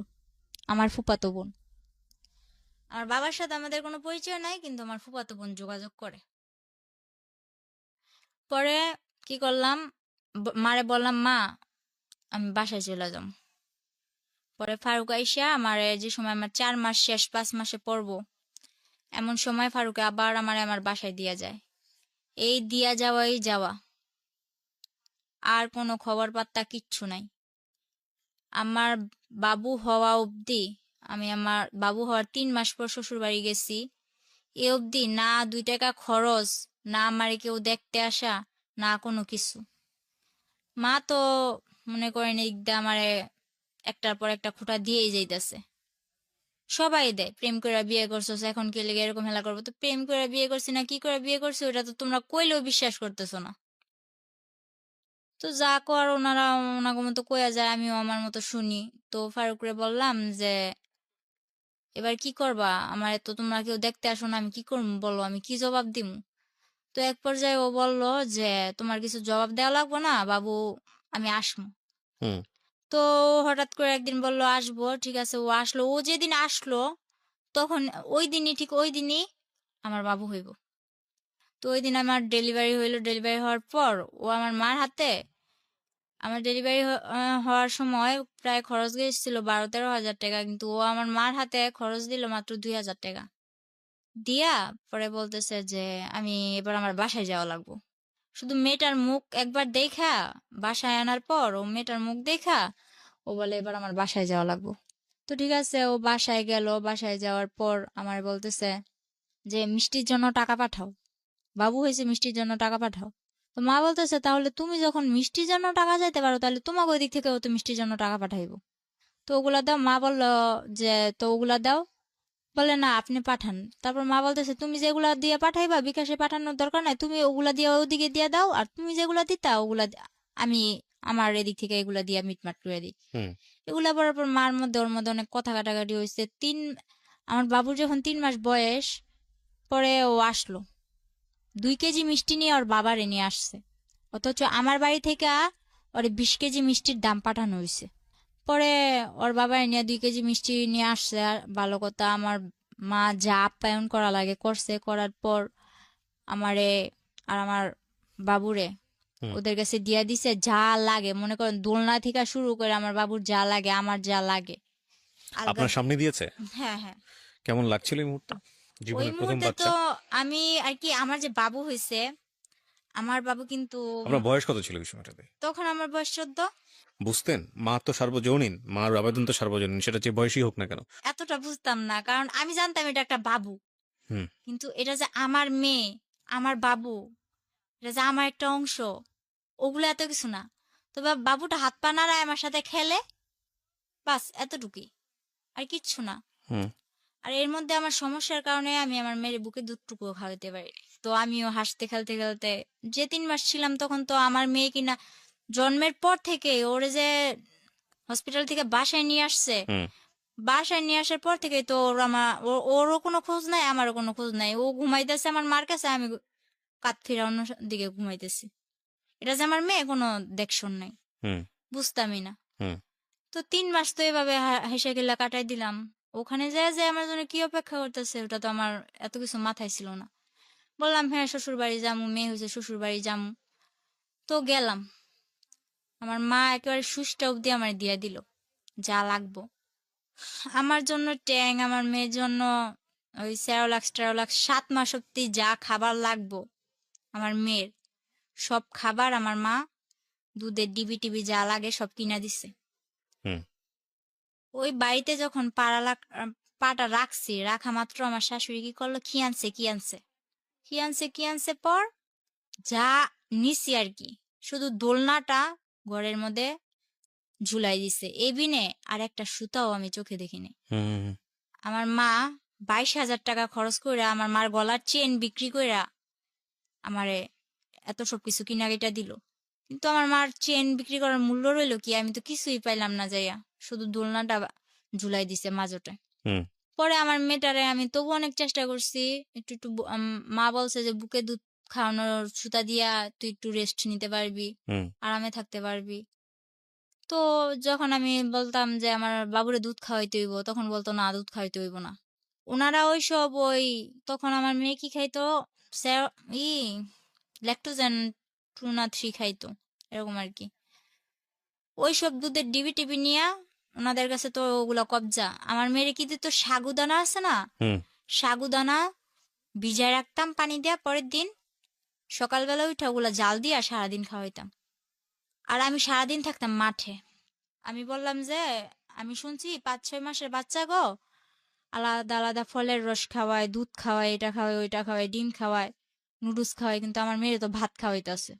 হুম তো আমার মেয়েও মার্শাল্লাহ শিখা গেছে ভাত খাওয়া। তো আমি ওর বাবার জানাইলাম যে এভাবে কি চলে, আমি সারাদিন মাঠে থাকি বাড়ির বউ হইয়া, আর আমার মেয়েটা এভাবে থাকে, আমি তো এভাবে পারতেছি না। তো আমি আমার বাসায় জানাইলাম, বাসায় জানানোর পর আমার মা, এর মধ্যে আমার মা বাহিরে চলে যায়। হুম আমার শ্বশুর বাড়ি দেওয়ার পর মা বাহিরে চলে যায়। মা বাহিরে চলে যাওয়ার পরে আমার ভাইটারে ওই আমার নানার কাছে দিছে, মাদ্রাসায় পড়ে, সারাদিন মাদ্রাসায় থাকে, রাত্র হইলে আমার নানার কাছে আসে। তো মারে বললাম, মা আমি তো এখন এভাবে থাকতে পারতেছি না, তুমি কিছু একটা করো। তো মা বাহিরে যাওয়ার পর, সৌদি আরব যাওয়ার পর, মা ধার করে আমারে 95,000 টাকা দেয়। হুম মূলত 80,000 টাকা দেয়, আমার নানা নিয়ে দিয়ে আসছিল। হুম 80,000 টাকা দেওয়ার পর ওই টাকাটা আমার শ্বশুরের হাতে দিলাম যে আমার ঘর তুলে দেন, আমি এভাবে এক ঘরে থাকতে পারতেছি না, আমার সংসার নিয়ে আমি অন্যদিকে চলে যাবো, আমার ঘর তুলে দেন। তো আমার শ্বশুর কি করলো, ওই 80,000 টাকা নিয়ে দূরে, অনেক দূরে, আমার শাশুড়ি বাড়ি থেকে একটু দূরে, এক বাড়ি পরে আর কি, হুম আমার একটা জায়গা দিল। ওই জায়গার মধ্যে ঘরের খাম টাম গাঁথলো, মাটি টাটি বইলো, এগুলা করার পর এর মধ্যে আমার শাশুড়ি আমার দিয়া কিস্তি থেকে অনেক টাকা উঠায়। এক জায়গা থেকে 1 লাখ, আরেক জায়গা থেকে 20,000, আরেক জায়গা থেকে 30,000, এরকম করে উঠাইতে থাকে। তো তখন আমি কিস্তির বিষয়টা বুঝলাম না, আমার নিয়ে যাইতো, আমার মনে করেন গাড়ি করে নিয়ে যাইতো, ওইটা কটা সাইন টাইন দিতাম, হুম পরে আবার আসার সময় আমার কিছু খাওয়াইতো। তো এটা আমার কাছে একরকম আনন্দের ব্যাপার ছিল, বাড়ি থেকে বের হইতে পারি না, গাড়ি দা ঘুরতে যাই। হুম কিন্তু আমার দিয়া যে কিস্তি নিতেছে, কিস্তি নিলে যে কি হইব, ওইটা আমার মাথায় নাই। হুম পরে যখন আমার ঘর তুললাম, ঘর তোলার পর আমার মা ঘরের মধ্যে যা লাগে, মার থেকে টাকাই না, যা লাগে, একটা সুইচ পর্যন্ত, একটা চামচ পর্যন্ত আমার শাশুড়ি আমার দেয় নাই। আমি সবকিছু কিনি, কিনা নেওয়ার পর পুরো একটা 10 বছর সংসার করলে যা না হয়, আমি সব গুছানোর মতো একটা সংসার করি। হুম তখন আমার কাছে ভালোই লাগতেছিল, তখন আস্তে আস্তে বুঝতেছি যে এটা আমার সংসার, আমার বিয়ে হয়েছে, আমার একটা বাচ্চা হয়েছে। এর মধ্যে আমার ফুফাতো বোন যেটা আছে, ও ফেসবুকে ফেক আইডি খুইলা, ছেলেদের নামে আইডি খুইলা, হুম আমার হাজবেন্ডরে জানাইলো কি যে আমি তো মিমরে ভালোবাসি, ও ওর সাথে আমার রিলেশন ছিল, এখন তো আমরা পালাই যাম। হুম তো ফারুক তো আমি বলতে পাগল ছিল।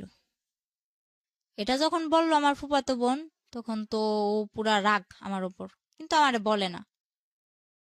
এরপরে কি করলো, ও আমি যখন জিজ্ঞেস করলাম, এরপর বলে যে দেখ কি বলে এগুলা।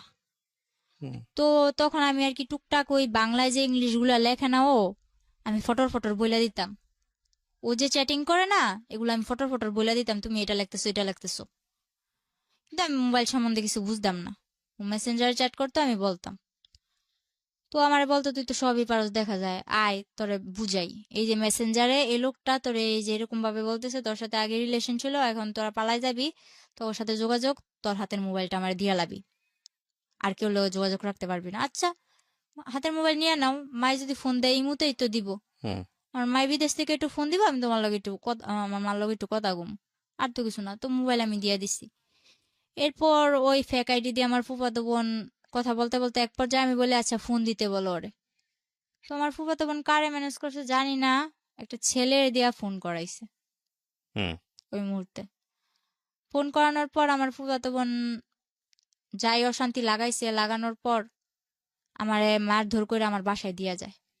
আচ্ছা অনেক মারধর কইরা তখন আমারে মনে করেন এরকম অবস্থা করছে, আমার বাচ্চাটা ছোট ছিল, ও পাটা আছে না, শিল পাটা, হুম আমি খাটের নিচে বসে রয়েছি, ও খাটের উপর দাঁড়ায় ওই পাটা আমার মাথায় ছেড়ে দিয়েছিলাম। 7 দিন অব্দি ও আইসিইউতেও ছিলাম। হো আর ও যদি মারতো তাহলে বেশিরভাগ মাথায় মারতো, আর যে জায়গায় আমি কারোর কাছে বলতে পারবো না ওই জায়গায় মারতো। বলতো যে তুই যখন আমার হবি না, কার কার জীবনে আমি তোর যাইতে দিব না, এরকম করে আমার মারতো। তো এক পর্যায়ে আমি 7 দিন আইসিইউ থেকে আসার পর আমি এখনো বলি নাই যে আমি 7 দিন অব্দি আইসিইউতে ছিলাম, হুম কারণ আমার মা অনেক কষ্ট পাইবো। পরে আমার বাসায় দিয়া যায়, আমার মেয়ে সহ দিয়া যাওয়ার পর আমার ভাইটারে নিয়া আমি থাকি। এদিকে আমি বাসায় এসে দেখি আমার ভাই, ছোট ভাইরে, আমার ভাইয়ের হাড় নিয়ে হইছে। হুম হাড় নিয়ে হওয়ার পর আমার ভাই বয়স অনুযায়ী বিছনায় প্রস্রাব করে দেয়। হুম আমার বাবা, যে বাবার সাথে আমার মার কোনো যোগাযোগ নাই, আমার ভাইয়ের এই রোগটার জন্য প্রথমত আমার বড় খালারে টাকা দিছে 40,000 ওর চিকিৎসা করতে। বড় খালাই করে নাই। মেজু খালাও ছিল, ও ওনাদের বাসায় গেলে ভালো মন্দ কিছু খাওয়াই দিত আমার ভাইটারে, ব্যাস এতটুকু। আর ছোট খালারে বিয়া দিছে, ছোট খালায় তেমন একটা আমাকে করে না। বড় মামার বউ আইছে, বড় মামাই তো বউর কথায় ওঠে আর বসে। নানা ও নানার কাছে ও টাকা দিছে, নানাও চিকিৎসা করে নাই। হুম শেষে না পাইরা আব্বুরে মায় কল দিছে, নাম্বার জোগাড় কইরা কল দিয়ে বলতেছে যে আমার ছেলে অসুস্থ, আমার ছেলের চিকিৎসা করো। আব্বুরেও টাকা দিছে মায়, মোটা অঙ্কের টাকা দিছে সবাইরেই, কিন্তু কেউ চিকিৎসাটা করে নাই। আমি যখন চলে আসি, চলে আসার পর আমার মা আমার হাতে কিন্তু টাকা দেয় নাই। হুম ওই মাসে যা লাগবো, ওই বললাম না যে আমার একটা মামা মেম্বার ছিল, ওনার কাছ থেকে মাসে 2-1 হাজার টাকা আনতাম, মনে করেন মোবাইল খরচ, হুম তারপর হইলো যাইয়া এভাবে কিছু টুকটাক খাইতে মন চাইলে এসবের জন্য। আর বাজার যা করা লাগতো, বাজারে ফোন দিয়ে কয়ে দিতাম যে রসুন মোম্বার এগুলো এগুলো পাঠাইতে কইছে, ওনারা পাঠাই দিত। হুম মাঝে মাঝে আমি যাইয়া নিয়ে আসতাম। তো এর মধ্যে আমার বাড়িতে একটা উঠলো কি যে এই মেয়ে কেন এই বাড়িতে থাকবে, ও তো ভাইগা চলে গেছে। হুম তো আমি যা করি ওই মেম্বরে জানাই করি, মেম্বরের কথা ছাড়া আমি উঠি বসি না। কিন্তু গ্রামের মানুষ আমার নামে আজে বাজে কথা বলা শুরু করলো। তো আমার, ওই যে বললাম না এর আগে আমার একটা রোগ হয়েছে, ওই রোগটা আবার দেখা দিচ্ছে। আমার বাবু হওয়ার 1 বছর পর আবার দেখা দিল। হুম দেখা দেওয়ার পর ওই রোগটা নিয়ে আমি অনেক দৌড়াদৌড়ি করতেছি, কবিরাজ বাড়ি, ডাক্তার কাছে, নারায়ণগঞ্জ ডাক্তার, ঢাকা এসে দৌড়াদৌড়ি করতেছি। তো তখন আমার মেয়েটারে আমার ছোট ভাই রাখতো, হুম আমি একা একা দৌড়াদৌড়ি করতাম। তো সবাই বলতো এ মেয়ে তো আবার কোনো ছেলের সাথে চক্কর আছে, হুম নয়তো এত রাত্রে এ মেয়ে বাড়ি ফিরে, রাত বাজে 8টা, এই 8টা বাজে এই সকালবেলা যায়, 8টা বাজে আসে, হুম বা বিকাল বেলা যায়, রাত্রে 8টা বাজে আসে, এসব বলা বলি করতো। হুম তো আমি বলতাম যে আমি এক জায়গায় গেছি, ওই জায়গায় আমার দেরি হইতেই পারে, ডাক্তারের বিষয়, সিরিয়াল আছে, কত কিছু আছে, বা রাস্তায় জ্যাম ট্যাম থাকে, হুম দেরি হইতেই পারে। তো আমি যে সময় যদি দেরিও হইতো, ওই মামারে জানাই দিতাম যে মামা আমার আসতে দেরি হইব, বা মামা আমি আইসা বসছি। হুম তো ওই মামা সবকিছু ওদিক দিয়ে ঠিকই আছে, মামা বাগনির এদিক দিয়ে ঠিকই আছি, মেম্বরে আর আমি ঠিকই আছি। আর আমার মা, হুম যে কোনো সমস্যা হোক আমার মা আমার ওই মেম্বার মামার লগে হুম শেয়ার করতো। পরে আমার মামা সবকিছু জানতো, কিন্তু এদিক দিয়ে আমার বাড়িতে এরকম আমার নিয়ে অনেক বড় একটা ঝগড়া হয় যে আমি অন্য ছেলে নিয়ে ঘুরতে যাই, হুম আমার মেয়েরে আমার ছোট ভাইয়ের কাছে রাইখা, আমার ভাই অসুস্থ আমার ভাইয়ের কাছে রাইখা যায়। হুম তো এক পর্যায়ে আমি বললাম যে মা আশা করি তো আমার ভাইয়ের তো অনেক অসুস্থ, ওর তো অপারেশন করা লাগবে। হুম আমি মারে না জানাই আমার ভাইয়ের এক্সরে করাই, রক্ত পরীক্ষা যা লাগে করাইছি। করানোর পর মারে বললাম, মা আবার ওই মামারে বলল, মা বলল যে ওর হাতে টাকা দিস না, কিন্তু কোন জায়গায় অপারেশন করব ওই জায়গায় তুই টাকা দিবি। হুম। কিন্তু আমার হাতে টাকা দিতে না করলো। পরে আচ্ছা ঠিক আছে, আমার হাতে টাকা দিত না। পরে আমার গাড়ি ভাড়া দিয়ে যে যামু ওই টাকাটাও আমার কাছে নাই। পরে মানুষের থেকে ধার টার করে নিয়ে গেলাম। যাওয়ার পরে ওদিকে যাইয়া ভাইয়ের অপারেশনটা করাইলাম। তখন একটা আল্লাহর বান্দা, শুধু আমার বড় খালা গেছে, যার আমার মা 40,000 টাকা দিছিল শুধুমাত্র আমার ভাইয়ের অপারেশনের জন্য। ওই ব্যক্তি ওখানে যাইয়া আমার ভাইয়ের মনে করেন অজ্ঞান কইরা ডাক্তার, আমার ভাই তো তখন আর কি একটু হ্যাংলা ট্যাংলা টাইপের ছিল, ওর ইনজেকশন দিয়া ডাক্তার বের হয়ে বসে কয়, আমি অপারেশন করতে পারবো না। হুম।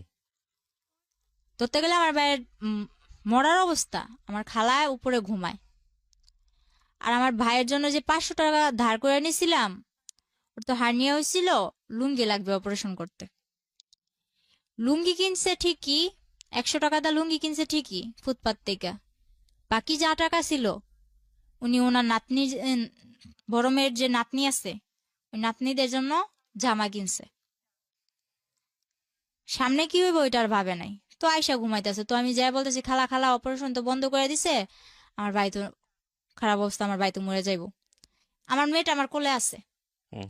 এই মেয়ে নিয়েই আমি আমার ভাই নিয়ে দৌড়াদৌড়ি করতেছি।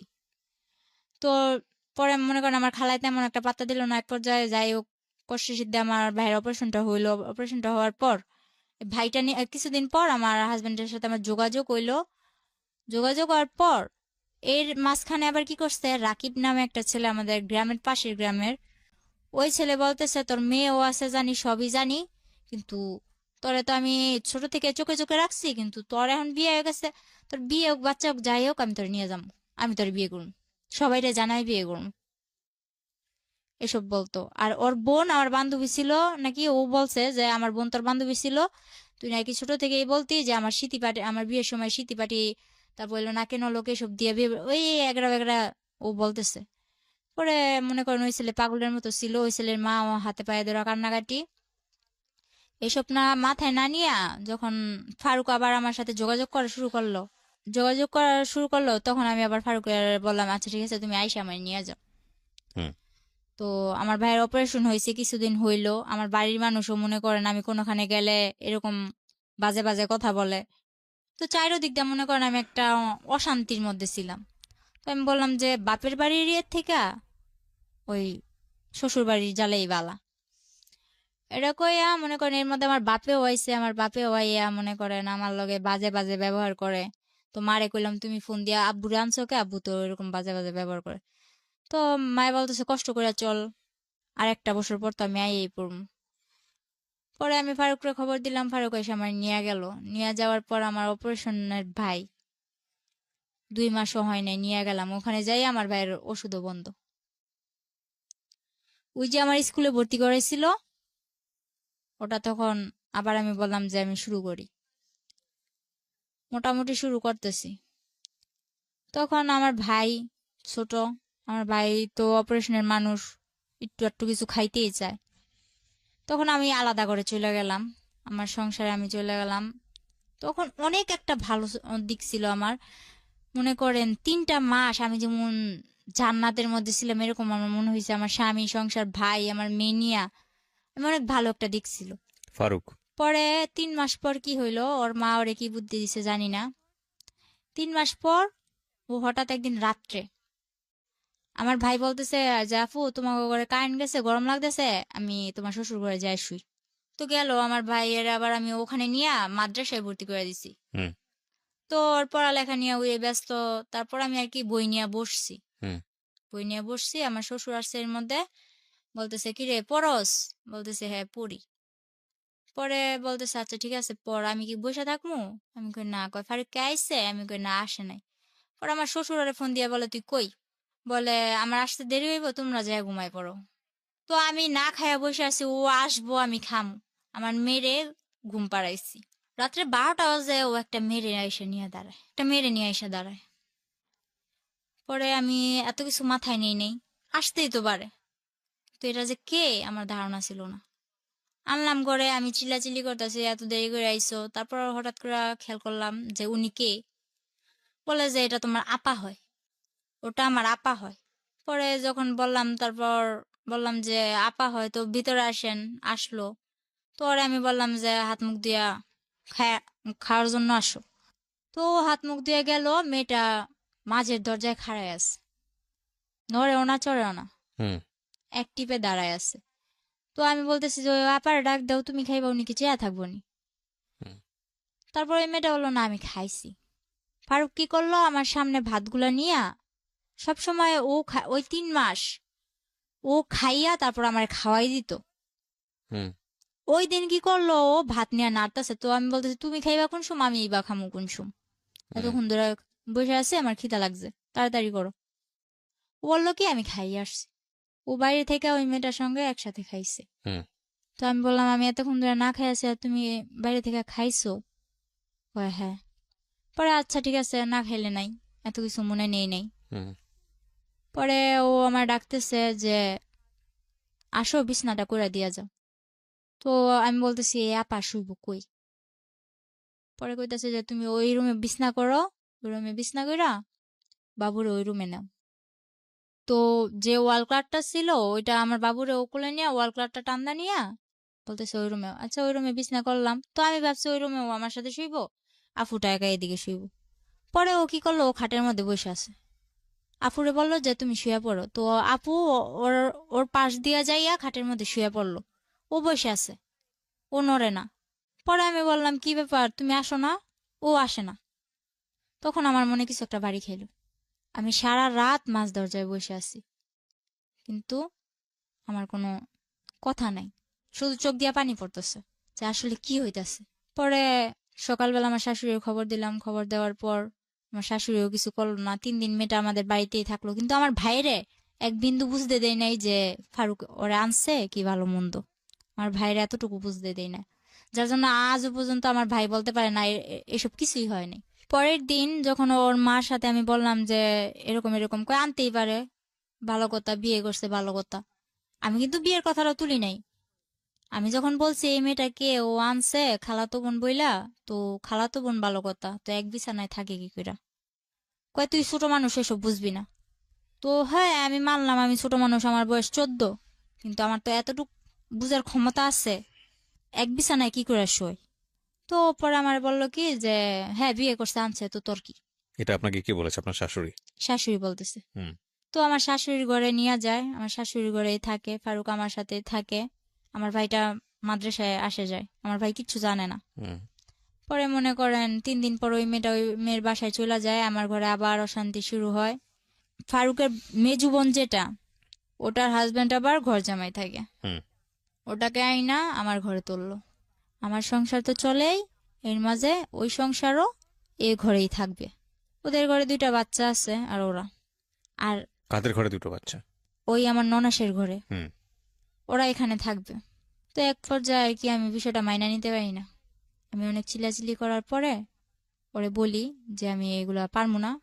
আপনার বিয়ে হয়েছে 12 বছর বয়সে, হুম। আপনার কথা যদি ঠিক থেকে থাকে, হুম। তখন আপনার বয়স 14 বছর। হুম। আপনার তখন একটা বাচ্চা হয়ে গেছে। হুম। বাচ্চার বয়স তখন কত, 1 বছর বা 2 বছর হ্যাঁ এরকম? 1 বছর। 1 বছর। আর আলটিমেটলি হচ্ছে এই সময়ে আপনার হাজবেন্ড আরেকটা বিয়ে করেছে। হুম। ওকে। হুম। পরে ওরে আমি বলার পর আমি বলতেছি আমি থাকবো না তোর সাথে। আপনার মা কোথায় তখন? তখন আমার মা বিদেশ। তখনও বিদেশ? হুম। আচ্ছা।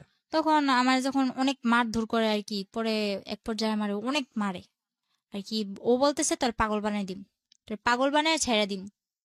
তারপর আমি কি করলাম, মাইর খাইয়া সকালবেলা উঠা ওরে আমি বললাম তুমি আমার এরকম করে মারতে পারলা, আমি তো তোমার কাছে ইচ্ছা করে আসি নাই। এর মধ্যে ও সবাইরে জানাইছে কি, আমার বাড়ির লোক ওর বাড়ির লোক সবাইরে জানাইছে আমাদের মধ্যে কোনো একটা সম্পর্ক ছিল, আমরা প্রেম করে বিয়ে করছি। এই আমি ওর কাছে ওই চট্টগ্রাম গেছি, কিন্তু ও আমারে আনে নাই। হুম। ও জানাইছে এরকম। যাতে করে আপনি আর ফ্যামিলিতে ব্যাক করতে না পারেন। হ্যাঁ, হুম। ও এরকম জানাইছে যে আমি চট্টগ্রাম গেছি ইচ্ছা কইরা স্বইচ্ছায়, ও আমারে নেয় নাই। হুম। আমার ফ্যামিলিতেও এটা বুঝাইছে, ওর ফ্যামিলিতেও এটা বুঝাইছে। তো আমি যখন ওর ভাত খামু, ওর সংসার করমু, আমার ভিতরে এত কিছু ছিল না যে হ্যাঁ আমি ওর কথাটা দুই করমু।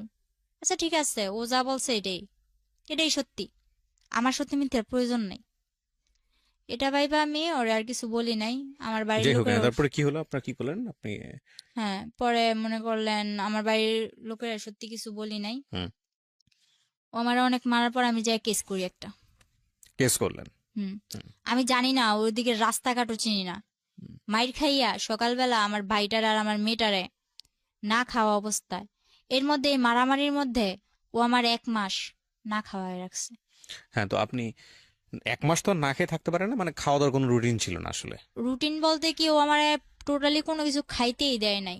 ওই পাশের ঘরে, পাশের যে ঘর ছিল না, উনি টিনের ঘর ছিল তো আমার, টিন কাইটা নিচ দিয়া খাবার দিয়া যাইতো, কিন্তু আমার শাশুড়ি জানতো না। ওইটা খেতেন আপনি? ওটা খাইতাম। তো পরে আমার ভাইয়েরও ওটা খাওয়াইতাম, আমার মেয়েরও ওইটা খাওয়াইতাম।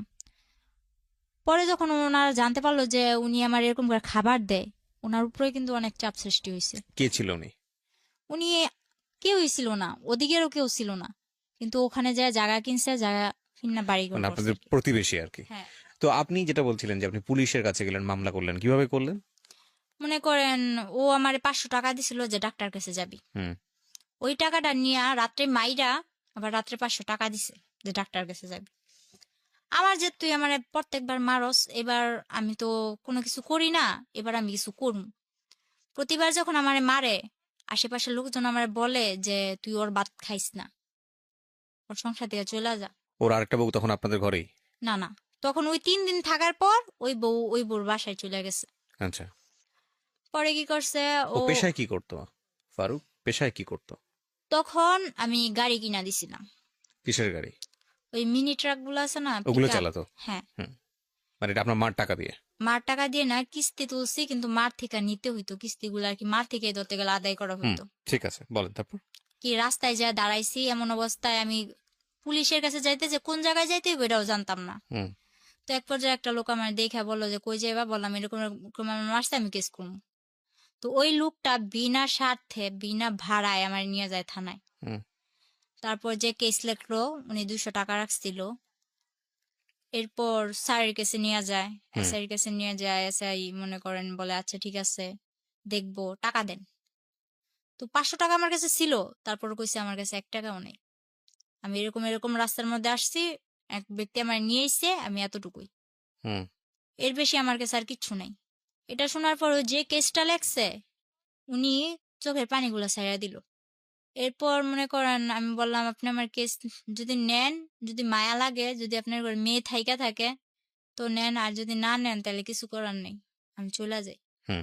এটা বইলা আমি চলে আসি। চলে আসার পর ওনার নাম্বারটা নিয়ে আসি, হুম। এসআই স্যারের নাম্বারটা আমি নিয়ে আসি। পরে আসার সময় ওই যে কেস লেখছে, হুম।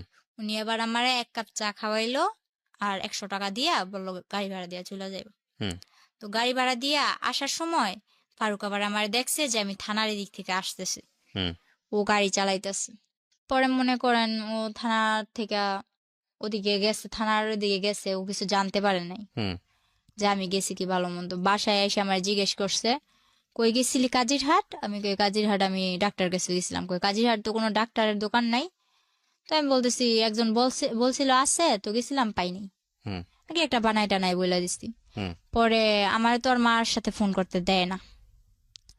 যাই হোক, এক ভাবির মোবাইল দিয়া ফোন করি, অনেক কষ্টে ফোন করি। ফোন করে বললাম মা আমি তো একটা কাজ করে ফেলছি, হুম। আমার এমন এমন মারছে, তোমার এতদিন জানাই না। ওর কাছে আমি যতই মাইর খাইছি, আমি কিন্তু আমার মারে জানাই নাই। ঠিক আছে। পরে মনে করেন মারে জানানোর পর মায়ে কয় তুই এটা কি করছস, তুই কেস হুম। কেন করছস, তুই এটা ভুল করছস। তো মারে বললাম আমারে মারছে, ওইটা কি ভুল না। এটা বলার পর মা মনে করেন আর কিছু ভাবলো না, মা টিকিট কাটলো, বাংলাদেশে আসার? বাংলাদেশে চলে আসবো। হুম। মা ডাইরেক্ট আমার শ্বশুর বাড়ি আসে কেস করার 1 সপ্তাহ পর। হুম। এর মধ্যে আমার মারধরও করছে, আমি হসপিটালও আমার নিয়ে যাওয়া হয়েছে। যারা হসপিটাল নিছে তারাও মাইর খাইছে আমার জন্য, হুম। এরকম ভাবে মারতো। আর যতবার মারতো, ওই আমার বাবা যেমন আমার সামনে রেখে আমার মারে মারতো না, ওরকম আমার মেয়েটারে আর আমার ভাইটারে সামনে রেখে আমারে মারতো। হুম। হুম। হুম। তো হয়তো বা ওই সময়টায় আমার ভাইটারে নিয়ে গেছিলাম দেখে আমি জীবিত আছি এই যে পর্যন্ত। যতবার মারছে, হুম। আমার মাইরা ফেলার চেষ্টা করছে, ততবার আমার ভাইটা সামনে যায় দাঁড়াইছে আর কি।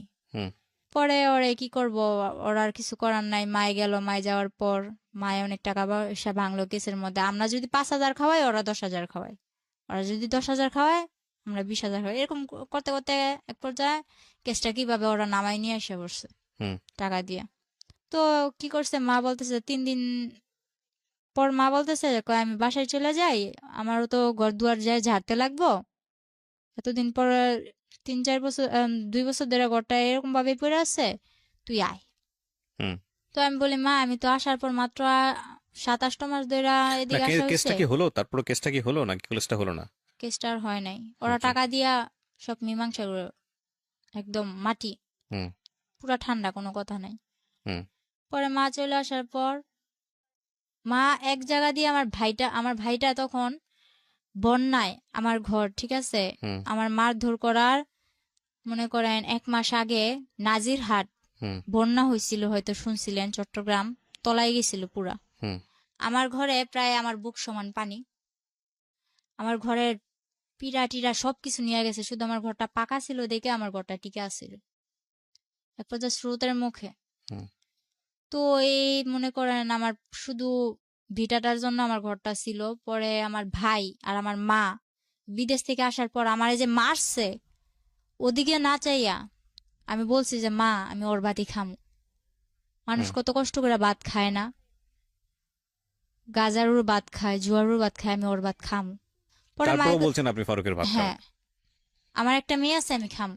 কারণ আমার মায় ও আমার বাবার রেখা চলে আইছে, এখন আমিও যদি চলে যাই তাহলে মানে আপনি চিন্তা করেছেন যে আপনার মতোই যদি আপনার মেয়েটার ফিউচার হয়, হ্যাঁ। যাতে না হয় সে কারণে। হুম পরে কি করলাম, মারে এসব এসব বুঝে মারে বাসায় পাঠাই দিলাম। মায়ে আসলো, মায়ে এসে 3 দিন পর মনে করেন আমার উপরে আবার মারধর। মারধর করার পর আমি বললাম যে আচ্ছা ঠিক আছে, আমার মারধর করিস না, আমি বাসা থেকে ঘুরে আসি, আমি হুম আবার চলে আসমু, কিন্তু বাসা থেকে ঘুরে আসি। পরে বলতেছে তুই তো গেলারাবি না। পরে বলতেছি না আমি আমু। তখন গ্রামের মানুষ একটা প্রশ্ন তুললো, কি কয় তোমরা যে বিয়ে করছো এই বিয়ের প্রমাণটা দাও। আমারে বলতেছে বিয়ের প্রমাণ দিতাম। ও বলে আমরা কোনো বিয়ে করি না, এতদিন আমরা অবৈধ সংসার করছি। এতদিন আমরা অবৈধ সংসার করছি, এটা যখন ও বলে তখন আমি বলি যে ওই যে লেখালেখি দেখছি, আমি বলি না, আমি আলহামদুলিল্লাহ কইছি ঠিকই, কিন্তু আমার তো এতটুকু খেয়াল আছে যে ওই সময় কিছু লেখালেখি হয়েছিল। পরে বলতেছে আচ্ছা ঠিক আছে, ওই প্রমাণ দাও। ও বলে না এর কোনো প্রমাণ নেই। তো আমার বিয়ে তো হয়েছিল কক্সবাজার চকরিয়া, হুম ওই ঠিকানাটা আমার মারেও দেয় না, আমারও দেয় না। এক পর্যায়ে আমি বললাম আচ্ছা ঠিক আছে, তুই ঠিকানা দিবি না ভালো কথা, আমিও অসুস্থ, তুই আমারে টাকা দে, আমি বাসায় যাবো। কয় আমি তোর 1 টাকাও দিতাম না, তুই যদি বাসা থেকে সুস্থ হয়ে আইতে পারস তাহলে তুই যা, কিভাবে যাবি, তারপর আবার চলে আবি। হুম তারপর আমি মার থেকে টাকা নিয়ে 800 টাকা নিলাম, টাকা নিয়ে বাসায় চলে গেলাম। বাসায় চলে যাওয়ার পর মারে বললাম বুঝায় যে মা আমি ওর ভাত খামু না, ব্যাস এতটুকুই। এরপর ওই ওদের গ্রামের মাতবর চেয়ারম্যানরা বলতেছে কি ব্যাপার, তুমি প্রমাণ দিতে পারতা না, তাইলে সত্যি সত্যি এতদিন তুমি অবৈধ সংসার করছো। পরে আবার আমি আমার মার থেকে মনে করেন খোঁচায় টোচায় টাকা নিয়ে যে জায়গায় বিয়ে হয়েছিল ওই জায়গায় গেছি আমি, হুম। ওই জায়গাটাই গেছি, যাইয়া ওই কাজিরে খুঁজা বাইর করছি আমি একা, আমার ওকে। মেয়ে আমার মার কাছে। হুম আর আমি একা ওই কাজিরে চট্টগ্রাম চকরিয়া যাইয়া ওই কাজী মতিন রে খুঁজা বাইর করি। হুম খুঁজা বাইর করার পরে ওই কাজের অনেক বুঝা টুজা টাকা পয়সা কিছু দিয়া, আমার বন্ধু বান্ধব কতগুলো আসলো, ওই যে বন্ধু বান্ধব কিন্তু আমার না, বন্ধু বান্ধব ওরই, ওই যে আমার মেসেঞ্জার বুঝাইছে, ফেসবুক বুঝাইছে যে হুম এই যে দেখ ফেসবুক এমনি চালায়, মেসেঞ্জার এইভাবে চালায়, এভাবে চ্যাটিং করে। হুম তো ওর বন্ধু বান্ধব গুলারে আমি ফোন দিছি যে এরকম এরকম, তখন ওর বন্ধু বান্ধব গুলা ওর হইয়া আর একটাও কথা কয় না, সবাই আমার হয়ে কথা বলে। পরে আমি যখন বুঝা বললাম যে ভাই আমি তো এরকম কাবিনের কাগজ নিতে আসছি, তো আমার দেয় না টাকা ছাড়া, আমার কাছে তো যাওয়ার ভাড়াও নাই। হুম এটা বলার পর পরে বলতেছে আচ্ছা ঠিক আছে আমরা দেই। তারপর ওনারা 4-5 জন ম্যানেজ করে আমারে 4-5 হাজার টাকা দেয়। আচ্ছা। ওইটা দিয়ে আমি কাবিনের কাগজটা তুলে নিয়ে যাই, কিন্তু নিয়ে যাইও কিছু করতে পারি নাই। ওই ছবি তুইলা ইমুতে মাতবরের কাছে দিছিলাম।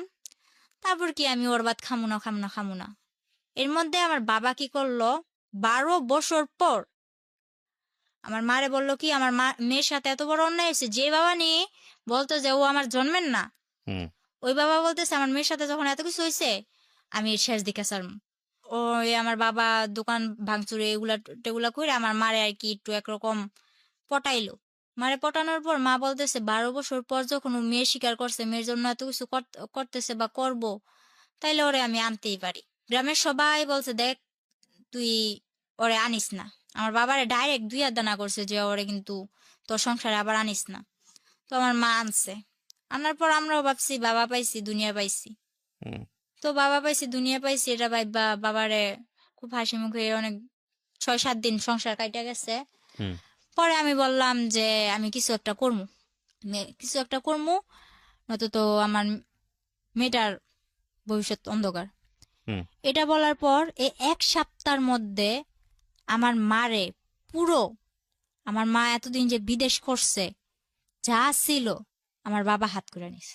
মানে এইসব কাজ করে, মানে এই ধান্দাবাজি করে। হুম। তো আমার মারে কিভাবে এসব করে আমার মাও বুঝতে পারে নাই যে আমার মারে একদম সর্বশান্ত করে দিছে।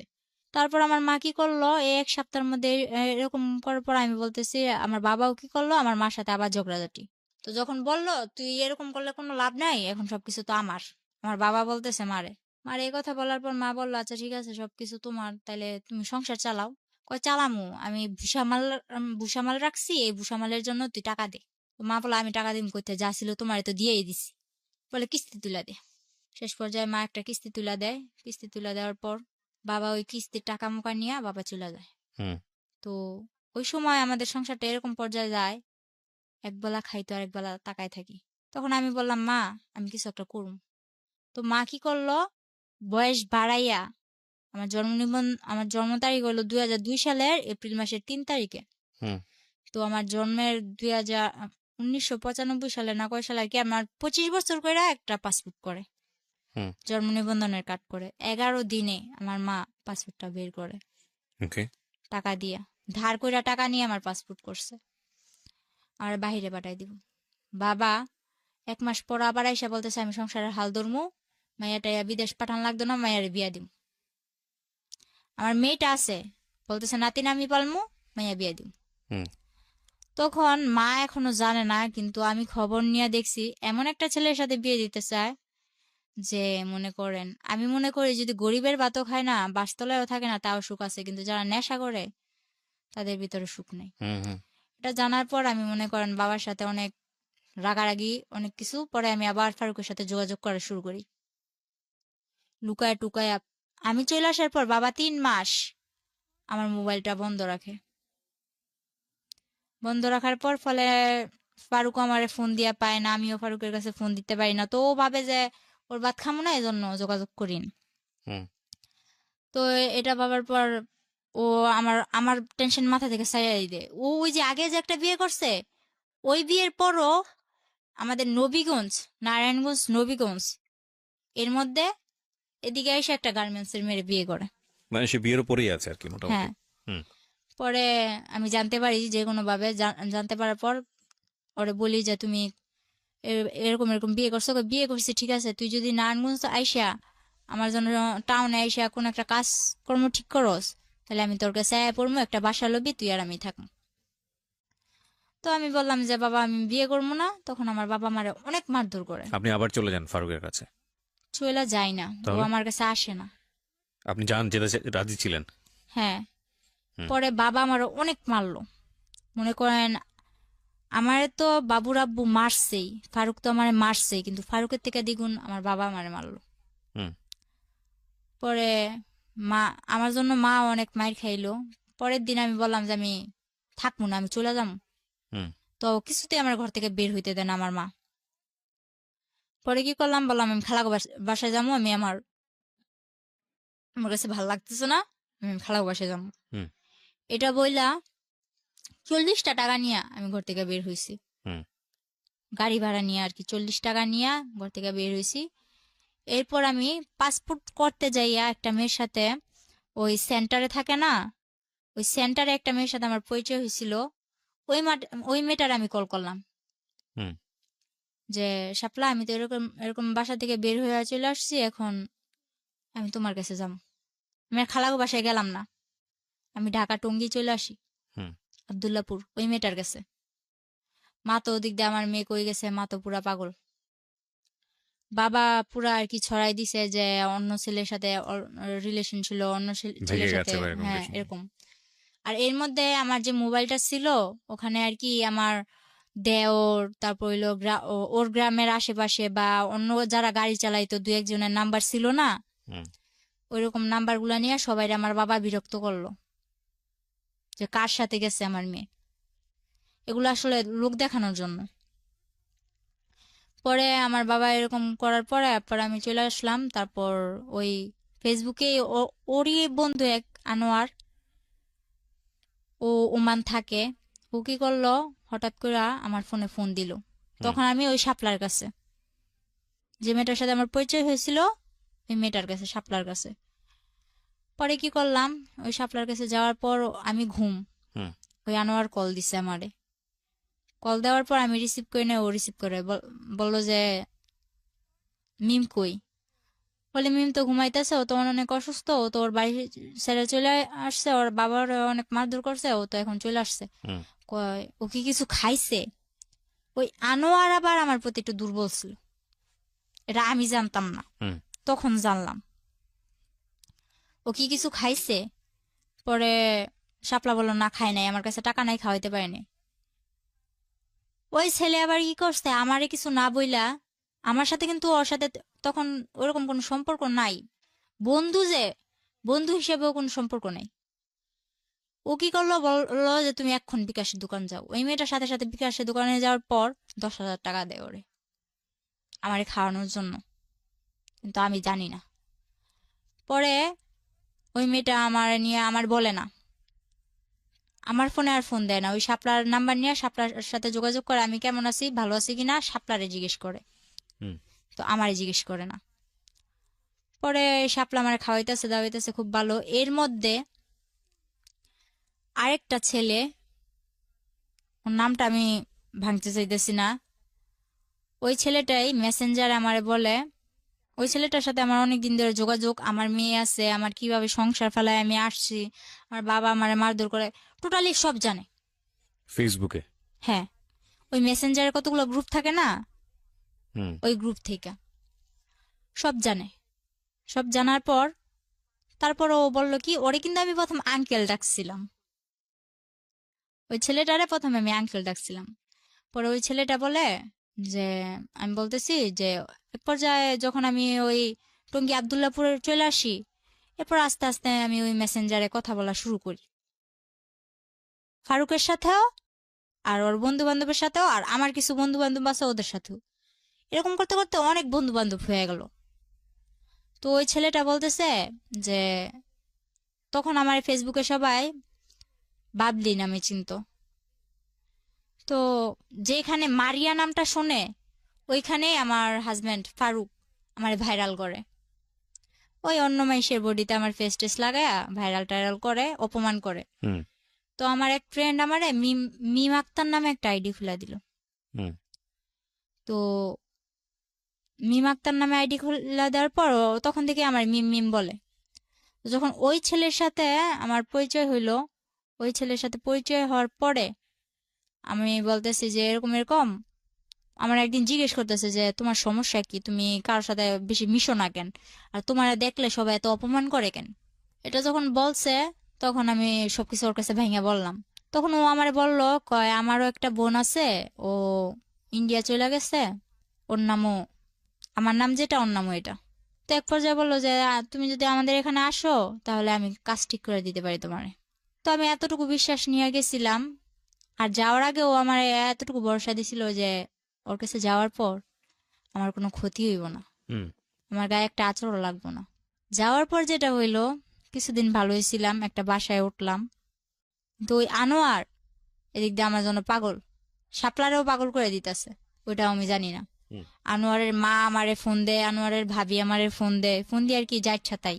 পরে হুম। মনে করেন ওই ছেলেটার ওখানে যাইয়া কিছুদিন ভালোই ছিলাম, একটা ফ্যামিলিতে যাই আমি উঠি, ওঠার পর ওই ছেলের সাথে মনে করেন ও আমার কাজ ঠিক করে দেয়, কাজ টাজ করি। পরে এক পর্যায়ে ও আমার কি করলো, আমার অনিচ্ছাকৃত ভাবে ও আমার পুরোটা যায় না, ও আমার সাথে জোর কইরা মনে করেন ফিজিক্যাল ভাবে আর কি এক পর্যায়ে হ্যারাসমেন্ট করা।